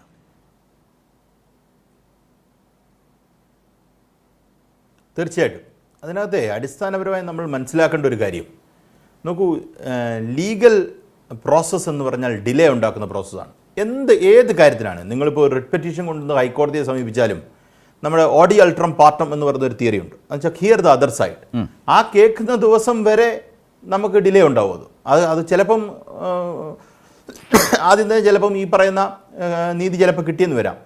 പക്ഷേ ഈ പറയുന്ന ജനാധിപത്യ സമൂഹത്തിൽ സർക്കാർ പ്രവർത്തിക്കേണ്ട രീതി ഒരു കാരണവശാലും ജനങ്ങളെ ബുദ്ധിമുട്ടിക്കുകയോ അല്ലെങ്കിൽ അവരുടെ അധികാരം ഉപയോഗിച്ച്, അമിത അധികാരം ഉപയോഗിച്ച് ഈ പറയുന്ന ആൾക്കാരെ അറസ്റ്റ് ചെയ്തുകൊണ്ട് പോകുക എന്നുള്ളതല്ല. ഇവിടെ ഇപ്പം ഈ കന്യാസ്ത്രീമാരുടെ കാര്യം എടുത്താലും അവരവസാനം ഇപ്പം നീതിക്ക് വേണ്ടി ഓടുകയാണ്. അവർ ചെയ്ത തെറ്റെന്താണെന്ന് അവർക്ക് ഇതുവരെ മനസ്സിലായിട്ടില്ല എന്നുള്ളതാണ്. അവരൊരു തെറ്റ് ചെയ്തിട്ടുണ്ടോ എന്ന് ചോദിച്ചാൽ ഇല്ല. അപ്പോൾ സിസ്റ്റം എല്ലാം കൂടെ ചേർന്നെങ്കിൽ ചാർജ്. ഇപ്പം നോക്കൂ, ഇപ്പം നാളെ ഒരു കേസ് ഇവിടെ എടുക്കുക, അല്ലെങ്കിൽ അത് എടുക്കുക, കോടതിയുടെ പരിഗണന വന്നിട്ട് എവിഡൻസ് ഉണ്ടെങ്കിൽ നമുക്ക് നോക്കാമെന്നായിരിക്കും കോടതി പറയുക. അല്ലെങ്കിൽ ക്വാഷി അങ്ങോട്ട് കൊടുക്കേണ്ട കേസ് വരാം. NIA പരിധിയിലൊക്കെ വരുന്ന രീതിയിൽ കേസ് ഇട്ട് കഴിഞ്ഞാൽ ക്വാഷി ചെയ്യത്തില്ല, കാര്യം എവിഡൻസ് എടുത്ത് തന്നെ പോകണമെന്ന് പറയും. അത്രയും നാൾ ബുദ്ധിമുട്ടിക്കുക എന്നുള്ളതാണ് ഇത് ക്രിയേറ്റ് ചെയ്ത്. ഞാൻ പറയുന്ന ഒരു കാര്യം, ഈ കേരള യൂണിവേഴ്സിറ്റിയുടെ കാര്യമാണെങ്കിലും മറ്റേത് കാര്യമാണെങ്കിലും സംഘപരിവാർ മുന്നോട്ട് വെക്കുന്ന ഒരു ചിന്ത എന്ന് പറഞ്ഞാൽ ഒരു ഡിറ്ററൻസ് ഇഫക്റ്റാണ്. ഞാൻ ആദ്യം ഇതാ ചെയ്യുന്നത്, അതുകൊണ്ട് നിങ്ങൾ വലിഞ്ഞു നിന്നാൽ കൊള്ളാം. ഇപ്പം Janaki versus state of Kerala എന്ന് പറഞ്ഞൊരു സിനിമ, അത് സുരേഷ് ഗോപി എന്ന് പറയുന്ന മന്ത്രി നാണമില്ലാതെ കാശ് മേടിച്ച് അഭിനയിച്ചിട്ട്, അദ്ദേഹത്തിന് നാണമില്ലാതെ കാശ് മേടിച്ചൊന്നുമല്ല, അഭിനയിച്ചിട്ട് അതിനു വേണ്ടി നാണമില്ലാതെ ഒരു ദിവസം പോലും സംസാരിക്കാൻ ശക്തിയില്ലാത്തൊരു മന്ത്രിയായിരുന്നു BJPയുടെ. പൈസ മേടിച്ച് അതിൻ്റെ നന്നായിട്ട് പുട്ടടിച്ചതാ. എന്നിട്ട് വേണം അദ്ദേഹം മിണ്ടിയില്ല. അതിൽ പോലും അദ്ദേഹം ഉൾപ്പെടെയുള്ളവർ ക്രിയേറ്റ് ചെയ്യുന്ന ഒരു ഡിറ്ററൻസ് ഉണ്ടല്ലോ. ഇനി അടുത്ത പ്രാവശ്യം സിനിമ ഇടുമ്പം സീതയും രാമനും പപ്പനാമനും ഒന്നും ഇതിനകത്ത് എഴുതത്തില്ല അവർ. അങ്ങനെ ഒരു ഡിറ്ററൻസ് ഇഫക്റ്റ് ക്രിയേറ്റ് ചെയ്യുക. സുരേഷ് ഗോപിയുടെ കാര്യം ഓർക്കുമ്പോൾ എനിക്ക് സത്യം പറഞ്ഞാൽ പുച്ഛമാണ് തോന്നുന്നത്. അദ്ദേഹം ആ പൈസ എങ്കിലും തിരിച്ചു കൊടുക്കേണ്ടായിരുന്നു ഈ സംവിധായകന് അല്ലെങ്കിൽ നിർമ്മാതാവിന്. അതൊന്നും കൊടുത്തില്ല, മിണ്ടിയില്ല, ഒരക്ഷരം മിണ്ടിയില്ല. ഇതുപോലുള്ള കാര്യങ്ങളാണ് ഈ നടക്കുന്നത്. ഈ പറഞ്ഞ ഇങ്ങനെയുള്ള മോഹനം കുന്നുമ്മേൽ ഇരിക്കേണ്ടിടത്ത് ഇരിക്കാൻ യോഗ്യതയില്ലാത്ത ആൾക്കാരെ, മോഹനം കുന്നുമ്മേൽ പോലെയുള്ള ആൾക്കാരെ, ഈ പറയുന്ന ശാഖയെ പോകാൻ സന്നദ്ധരായിരിക്കുന്ന ആൾക്കാരെ റെഡിയാക്കി നിർത്തുക എന്നുള്ളതാണ് ഈ ചെയ്തുകൊണ്ടിരിക്കുന്നത്. നമ്മൾ നിസ്സഹായരാന്ന് വെച്ചാൽ നമുക്കൊരു സംസ്ഥാന സർക്കാരിൻ്റെ അധികാരത്തിൽ നിന്ന്, പൊതുജനത്തിൻ്റെ അധികാരത്തിൽ നിന്ന് ഈ സ്റ്റേറ്റ് എന്ന് പറയുന്ന ഈ പറയുന്ന തോന്നിവാസങ്ങൾക്കെതിരെ പ്രതികരിക്കുന്നതിന് നമ്മൾ പലപ്പോഴും നിസ്സഹായരായി നിന്നു പോകുന്ന ഒരു സാഹചര്യം. പക്ഷേ ഈ കാലം മാറും എന്നുള്ള കാര്യത്തിൽ എനിക്ക് സംശയമില്ല. ഇന്ദിരാഗാന്ധിയുടെ ഒരു കാലം ഇതുപോലെ ഇതിനെക്കാട്ടിലും അപ്പുറത്തെ ഒരു കാലം ഉണ്ടായിരുന്നു എന്ന് നമുക്ക് അറിയാം. റൈറ്റ്. പ്രിൻറ്റു, ഇതിൽ ഏറ്റവും അവസാനം പറഞ്ഞ ഈ ഛത്തീസ്ഗഡിൽ ജയിലിൽ കഴിയേണ്ടി വരുന്ന കന്യാസ്ത്രീകളുടെ പ്രശ്നം എടുത്താൽ തന്നെ എന്തൊരു ഇരട്ടത്താപ്പാണ് നിങ്ങളുടെ നേതൃത്വം എടുക്കുന്നത്. വളരെ അനുഭാവത്തോടെ അമിത്ഷാ സംസാരിക്കുന്നു. ഇന്നും NIA കോടതിയിൽ പക്ഷേ ഛത്തീസ്ഗഡ് സർക്കാർ അതിശക്തമായി ആ ജാമ്യ വ്യവസ്ഥയെ എതിർക്കുന്നു. ഇപ്പോൾ തൃശ്ശൂരിൽ നിന്ന് ജയിച്ചുപോയ കേന്ദ്ര സഹമന്ത്രി സുരേഷ് ഗോപിയുടെ എന്തൊരു മൗനമാണ് അക്കാര്യത്തിലുള്ളത്. വലിയ തോതിൽ ക്രൈസ്തവ സഭകൾ ശക്തമായി ആശങ്കയോടെ പ്രതിഷേധിക്കുന്നു. കേരളത്തിൻ്റെ പൊതുസമൂഹമാകെ ശക്തമായി വിയോജിക്കുന്നു. അങ്ങനെ ഒരു അവസ്ഥ കേരളത്തിനകത്ത് നിങ്ങൾ ഓരോ വിഷയത്തിലും ക്രിയേറ്റ് ചെയ്യുകയാണ്. അല്ല, ഞങ്ങൾ അങ്ങനെ ഒരവസ്ഥയും ക്രിയേറ്റ് ചെയ്യുന്നില്ല. ഈ ഛത്തീസ്ഗഡിലെ വിഷയവുമായി ബന്ധപ്പെട്ട് പാർട്ടി കൃത്യമായിട്ടുള്ള സ്റ്റാൻഡ് അവിടുത്തെ നിയമ സംവിധാനങ്ങൾ അനുസരിക്കാൻ എല്ലാ പൗരന്മാർക്കും അത് പാലിക്കാനുള്ള യോഗ്യതയും അർഹതയും അത് അനുസരിക്കേണ്ടതുമാണ്. ഇവിടെ നിങ്ങൾ ഈ പറയുന്നത് പോലെ ഈ BJP ഭരിക്കുന്ന സമയത്ത് മാത്രമല്ല, ഈ നിയമം കൊണ്ടുവന്നതാരാ? ഈ മതപരിവർത്തന നിയമവുമായി ബന്ധപ്പെട്ട് ഇപ്പോൾ സന്യാസികളടക്കം ജയിലിൽ പോയ നിയമം കൊണ്ടുവന്നതാരാ? ഇപ്പോൾ ഭൂപേഷ് ബംഗൽ ഭരിക്കുന്ന സമയത്ത് 15 അച്ഛന്മാരെയായിരുന്നു ജയിലിൽ അടച്ചത്. അന്ന് എന്തേ നിങ്ങളാരും ഇവിടെ കിടന്ന് കുറഞ്ഞു തുള്ളിയില്ലല്ലോ? ഇപ്പം ക്രൈസ്തവ സമൂഹം BJPയുടെ ഏതെങ്കിലും തരത്തിലുള്ള നയപരമായിട്ടുള്ള ഒരു മൃദു സമീപനം വെച്ചോ നിങ്ങൾക്ക് പ്രശ്നമാണ്. തൃശ്ശൂർ അടക്കം BJPയിലേക്ക് ക്രൈസ്തവ വോട്ട് വന്നു. കേരളത്തിലാകമാനം BJPക്ക് അനുകൂലമായി ക്രൈസ്തവ അതിനെതിരെ മണിപ്പൂരിന്റെ പേര് പറഞ്ഞുകൊണ്ട് നിങ്ങൾ ഉണ്ടാക്കിയ കാര്യങ്ങൾ ആ പരിപ്പ് അല്ല അത് ജനങ്ങൾക്ക് ബോധ്യമായില്ലല്ലോ. അതുകൊണ്ടല്ലേ തൃശ്ശൂർ ഞങ്ങൾ ജയിച്ചത്. ഇപ്പൊ അതുകൊണ്ടാണല്ലോ ജയിച്ചു പോയ ആള് മൗനം പാലിക്കുന്നത്. എന്തെങ്കിലും ഒരു കാര്യം അദ്ദേഹം പറഞ്ഞോ? പ്രിന്റു തൃശ്ശൂരിൽ നിന്നാണല്ലോ സംസാരിക്കുന്നത്. തൃശ്ശൂരിൽ നിന്ന് ജയിച്ചു പോയ സുരേഷ് ഗോപി വിഷയത്തിൽ എന്ത് നിലപാടാണ് സ്വീകരിച്ചത്? എന്തെങ്കിലും ഒന്ന് പറഞ്ഞിട്ടുണ്ടോ? ഒരു നിലപാട് വേണ്ടേ? ചെയ്തത് ശരിയാണെങ്കിൽ അത് പറയണം, തെറ്റാണെങ്കിൽ അത് പറയണം. ഇത് നിങ്ങൾ മനസ്സിലാക്കേണ്ടത് കോടതി കേസ് ഏതെങ്കിലും രീതിയിൽ വക്കാലെടുത്തുകൊണ്ട് BJPക്കാരൻ പോയി കഴിഞ്ഞാൽ അല്ലെങ്കിൽ BJPയുടെ ആൾക്കാർ ഈ കോൺഗ്രസ്സുകാരൻ പോയി കഴിഞ്ഞാൽ അവർ ആ നിയമ സംവിധാനത്തിനെ മറികടന്നുകൊണ്ട് വിളിച്ചു കൊണ്ടുവരാൻ ഇത് നമ്മുടെ സ്ഫടികം സിനിമയൊന്നുമല്ലല്ലോ സാർ. അവർ നിയമ സംവിധാനത്തിന്റെ ഭാഗമായി നിരവധി അച്ഛന്മാരും കന്യാസ്ത്രീകളും മുൻപ് അവിടെ ജയിലിൽ കിടന്നിട്ടുണ്ട്. നിങ്ങൾ മനസ്സിലായി. ഇപ്പൊ നിങ്ങൾ ഉണ്ടാക്കുന്ന വിഷയം ആട്ടിൻ തോൽ അണിഞ്ഞ ചെന്നായ്ക്കളെ പോലെ ഒരവസരമായിക്കൊണ്ട് BJPയിലേക്കുള്ള ഈ ക്രിസ്ത്യൻസിന്റെ മൃദു സമീപനത്തെ ഇല്ലാതാക്കണം. നിങ്ങൾ എന്തുകൊണ്ട് സൗമ്യ എന്ന് പറയുന്ന ഒരു ക്രിസ്ത്യൻ പെൺകുട്ടി ഹമാസിന്റെ വെടിയേറ്റിട്ട് നമ്മുടെ കോട്ടയത്ത് വന്ന സമയത്ത്, ഇടുക്കിയിൽ വന്ന സമയത്ത് നിങ്ങൾ ഒരാളും അവിടെ പോയിട്ട് സമാധാനിപ്പിക്കാൻ പോയില്ലല്ലോ? ജോസഫ് ഭാഷണ കൈ വെട്ടിയപ്പോൾ നിങ്ങൾ എവിടെയായിരുന്നു? വർഗീയ ശക്തികളല്ല, മതനിരപേക്ഷ ജനാധിപത്യ രാഷ്ട്രീയ പാർട്ടികളാണ് ഇവർ. നിങ്ങളടക്കമുള്ള വർഗീയതയ്ക്കെതിരെ പോരാടുന്നത് കേരളം. ബിഷപ്പിനെ കേരളത്തിൽ ഒരു ബിഷപ്പിനെ നിങ്ങളെ തൃശ്ശൂരില് നിങ്ങൾ ഈ വിഷയത്തിൽ സമാധാനം പറയേണ്ട ആളുകളാണ്. മൗനം പാലിക്കുന്നു. മനുഷ്യന് മനസ്സിലാകാത്ത ഭാഷയിൽ നിങ്ങളുടെ മന്ത്രിമാർ സംസാരിക്കുന്നു. അതിന് വേറെ കുറെ കാര്യങ്ങൾ ഇപ്പോൾ എടുത്ത് ഫിറ്റ് ചെയ്തിട്ട് കാര്യമില്ല പ്രിന്റു, കാര്യമില്ല. അരുൺകുമാർ മറുപടി. ശരി, അതാണിപ്പോൾ നിങ്ങളുടെ മന്ത്രിമാരെ കുറിച്ച് പറയുന്നത്, ക്രൈസ്തവ സഭാധ്യക്ഷന്മാർ പറയുന്നത്, വൈദികർ പറയുന്നത്, വിശ്വാസികൾ പറയുന്നത്. അരുൺകുമാർ മറുപടി. വളരെ ക്യൂക്കായി ചർച്ച തീരുന്നു, സമയം തീരുന്നു. അരുൺകുമാർ. അല്ല,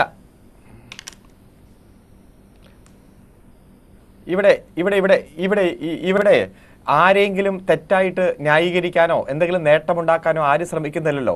ഈ രാജ്യത്ത് 10 സംസ്ഥാനങ്ങളിൽ മതപരിവർത്തനവുമായി ബന്ധപ്പെട്ടുകൊണ്ട് നിയമം പാസാക്കി. ഇന്ത്യൻ ഭരണഘടനയുടെ ആർട്ടിക്കിൾ മതസ്വാതന്ത്ര്യം കൃത്യമായി അനുവദിക്കുമ്പോഴാണ് മതപരിവർത്തനവുമായി ബന്ധപ്പെട്ടുകൊണ്ട് നിയമം. ഏതെങ്കിലും ചതിയോ വഞ്ചനയോ മറ്റു പ്രേരണയാൽ മതപരിവർത്തനം നടത്താൻ പാടില്ല. അത് 4 സംസ്ഥാനങ്ങളിൽ കോൺഗ്രസ് ഭരിക്കുമ്പോഴാണ്, 6 സംസ്ഥാനങ്ങളിൽ BJP ഭരിക്കുമ്പോഴാണ്. ഇതുമായി ബന്ധപ്പെട്ടുകൊണ്ട് ആ നിയമത്തെ ദുരുപയോഗം ചെയ്തുകൊണ്ട് കള്ളക്കേസിൽ കുടുക്കി ജയിലിലടക്കുന്നത് നാം കാണുകയാണ്. ഇപ്പോൾ പറഞ്ഞല്ലോ, അമിത്ഷാ ഇടതുപക്ഷ MPമാർ സന്ദർശിച്ചപ്പോഴും മറ്റു പല മാധ്യമങ്ങളോടും പറഞ്ഞു ഞങ്ങൾ ഈ ജാമ്യാപേക്ഷ എതിർക്കില്ല. ഇന്നെന്താ സംഭവിച്ചത്? ജാമ്യാപേക്ഷ അവിടെ എതിർത്തു. അമിത്ഷാ മാധ്യമങ്ങളോടും പറഞ്ഞു, ഇടതുപക്ഷ MPമാരോടും പറഞ്ഞു. പക്ഷെ അവിടെ ഹാജരായ പ്രോസിക്യൂട്ടറോട് പറഞ്ഞില്ലല്ലോ. മജിസ്ട്രേറ്റ് കോടതിയിലെ, സെഷൻസ് കോടതിയിലെ, NIA കോടതിയിൽ എതിർത്ത് അല്ല ഒരു തെറ്റിദ്ധരിപ്പിക്കല്ല. അല്ല എന്നാ പിന്നെ ഇറക്കാത്ത എന്നാ പിന്നെ ഇറങ്ങാത്തത്, എന്നാ പിന്നെ എന്തിയാ പ്രതികൾ ഇറങ്ങാത്തത്? ഇപ്പോഴും പ്രതികളായിട്ട് തുടരുന്ന എന്താ? അല്ല ഒരു മിനിറ്റ്, ഒറ്റ മിനിറ്റ്. പറയൂ, താങ്കളുടെ അവസരമാണ്. അരുണിന്റെ അവസരമാണ്. പറയട്ടെ. അല്ല ഒച്ചെടുക്കല്ലേ. BJPയുടെ പ്രതിനിധി കേക്ക്. പ്രോസിക്യൂഷൻ വെഹുമെന്റലി ഒപ്പോസിഡ് എന്ന് പറഞ്ഞാൽ അതിന്റെ അർത്ഥം എന്താണ്? ഇപ്പോഴും പ്രതികളായിട്ട് അവർ ജയിലിൽ കിടക്കുകയല്ലേ? ഇപ്പോഴും ഗോതമ്പുണ്ട തിന്നുകയല്ലേ? നമുക്കറിയാം സെക്ഷൻ 4 മതപരിവർത്തന നിയമം ഇതിൽ നിൽക്കുമോ? 6 കൊല്ലമായി ഞങ്ങൾ ക്രിസ്ത്യൻ മതവിശ്വാസികളാണെന്ന് ആ സ്ത്രീകൾ പറയുന്നു. അതോടൊപ്പം തന്നെ ട്രാഫിക് ലിങ്ക് ഇതിൽ നിൽക്കുമോ? ഞങ്ങളുടെ ബന്ധുക്കളുടെ അനുമതിയോട് കൂടിയിട്ടാണ് ഞങ്ങൾ യാത്ര ചെയ്യുന്നത് എന്ന് പറയുന്നു. ഇത്തരത്തിൽ കള്ളക്കേസെടുത്ത് നിങ്ങൾ നിൽക്കുമ്പോൾ ഇരയ്ക്കും വേട്ടക്കാരനൊപ്പം നിങ്ങൾ സഞ്ചരിക്കുന്നു. ഒരു BJP ജനറൽ സെക്രട്ടറി ഡൽഹി അങ്ങ് പോയില്ലോ, ഛത്തീസ്ഗഡിൽ പോയില്ലേ മലയാളി കേരളത്തിൽ നിന്ന്? എന്താ പറഞ്ഞ്? ഞങ്ങൾ ഈ ജാമ്യാപേക്ഷ എതിർത്തിട്ടില്ല എന്ന് പറയുന്നു. അപ്പോൾ ഈ അരമനകളിലേക്ക് കേക്കും മുന്തിരിച്ചാറും ഒക്കെ ആയിട്ട് പോയി അവരെ ഇപ്പോൾ ഇത്തരത്തിൽ രാജ്യത്താകമാനം കള്ളക്കേസ് കൊടുക്കു പീഡിപ്പിക്കുന്ന സാഹചര്യം. ദീപിക വരെ എഡിറ്റോറിയൽ തിരുത്തി എഴുതിയില്ലേ? കേരളത്തിന് പുറത്തുള്ള സംസ്ഥാനങ്ങളിലെല്ലാം ഒന്ന് ബൈബിൾ കയ്യിൽ പിടിക്കാൻ, ഒരു ലോഹ ധരിക്കാൻ, വിശുദ്ധ വസ്ത്രം ധരിക്കാൻ ഞങ്ങൾക്ക് കഴിയുന്നില്ല. അതുപോലെ ഈസ്റ്റർ ക്രിസ്മസ് ആഘോഷിക്കാൻ ഞങ്ങൾക്ക് കഴിയുന്നില്ല. ഞങ്ങൾ നിശ്ചിതമായി വിമർശിച്ചുകൊണ്ടിരുന്ന പത്രം വരെ കൃത്യമായി സത്യസന്ധമായ വാർത്ത എഴുതുന്ന സാഹചര്യം ഉണ്ടായി. അപ്പൊ അതുകൊണ്ട് നിങ്ങൾ ഈ കള്ളക്കേസ് എടുക്കലൊക്കെ നിർത്ത്. നിങ്ങൾ ശരിക്കും നിയമപരമായിട്ട് പ്രവർത്തിക്കുക. ഇതൊക്കെ ജനം കൃത്യമായി തിരിച്ചറിയുന്നുണ്ട്. നുണപ്രചരണമൊക്കെ എത്ര നടത്തിയാലും സത്യമേ വിജയിക്കൂ. ഇത് ജനങ്ങൾക്കല്ല ബോധ്യമുണ്ടായി. തിരുവസ്ത്രം ധരിക്കാൻ പോലും ഭയമാണ് എന്ന് കന്യാസ്ത്രീകൾ പറയുന്ന അവസ്ഥയിലേക്ക് രാജ്യത്തെ അവസ്ഥ, പൊതു അവസ്ഥ മാറിയിരിക്കുന്നു എന്നുള്ളതാണ് യാഥാർത്ഥ്യം. സംഘപരിവാറിൻ്റെ കേരള വിരുദ്ധതയ്ക്കെതിരായിട്ടുള്ളൊരു വലിയ പോരാട്ടം അത് ഛത്തീസ്ഗഡ് ജയിലിൽ കിടക്കുന്ന കന്യാസ്ത്രീകൾക്കായാലും കേരളം ഭരിക്കുന്ന ഒരു സംസ്ഥാന സർക്കാരിനായാലും ആ ഭരണഘടനാ പദവിയുള്ള ഗവർണർക്കെതിരെയും ഇങ്ങനെ പോരടിക്കേണ്ടി വരുന്നു. നിയമരാഷ്ട്രീയ പോരാട്ടങ്ങളുടെ ഒരു വലിയ തലം തുടർച്ചയായി നമ്മുടെ ഈ കാലത്ത് അങ്ങനെ മുന്നോട്ട് പോവുക കൂടിയാണ്. അതാണ് നമ്മൾ കണ്ടുകൊണ്ടിരിക്കുന്നത്, അനുഭവിക്കുന്നതും അതുതന്നെയാണ്.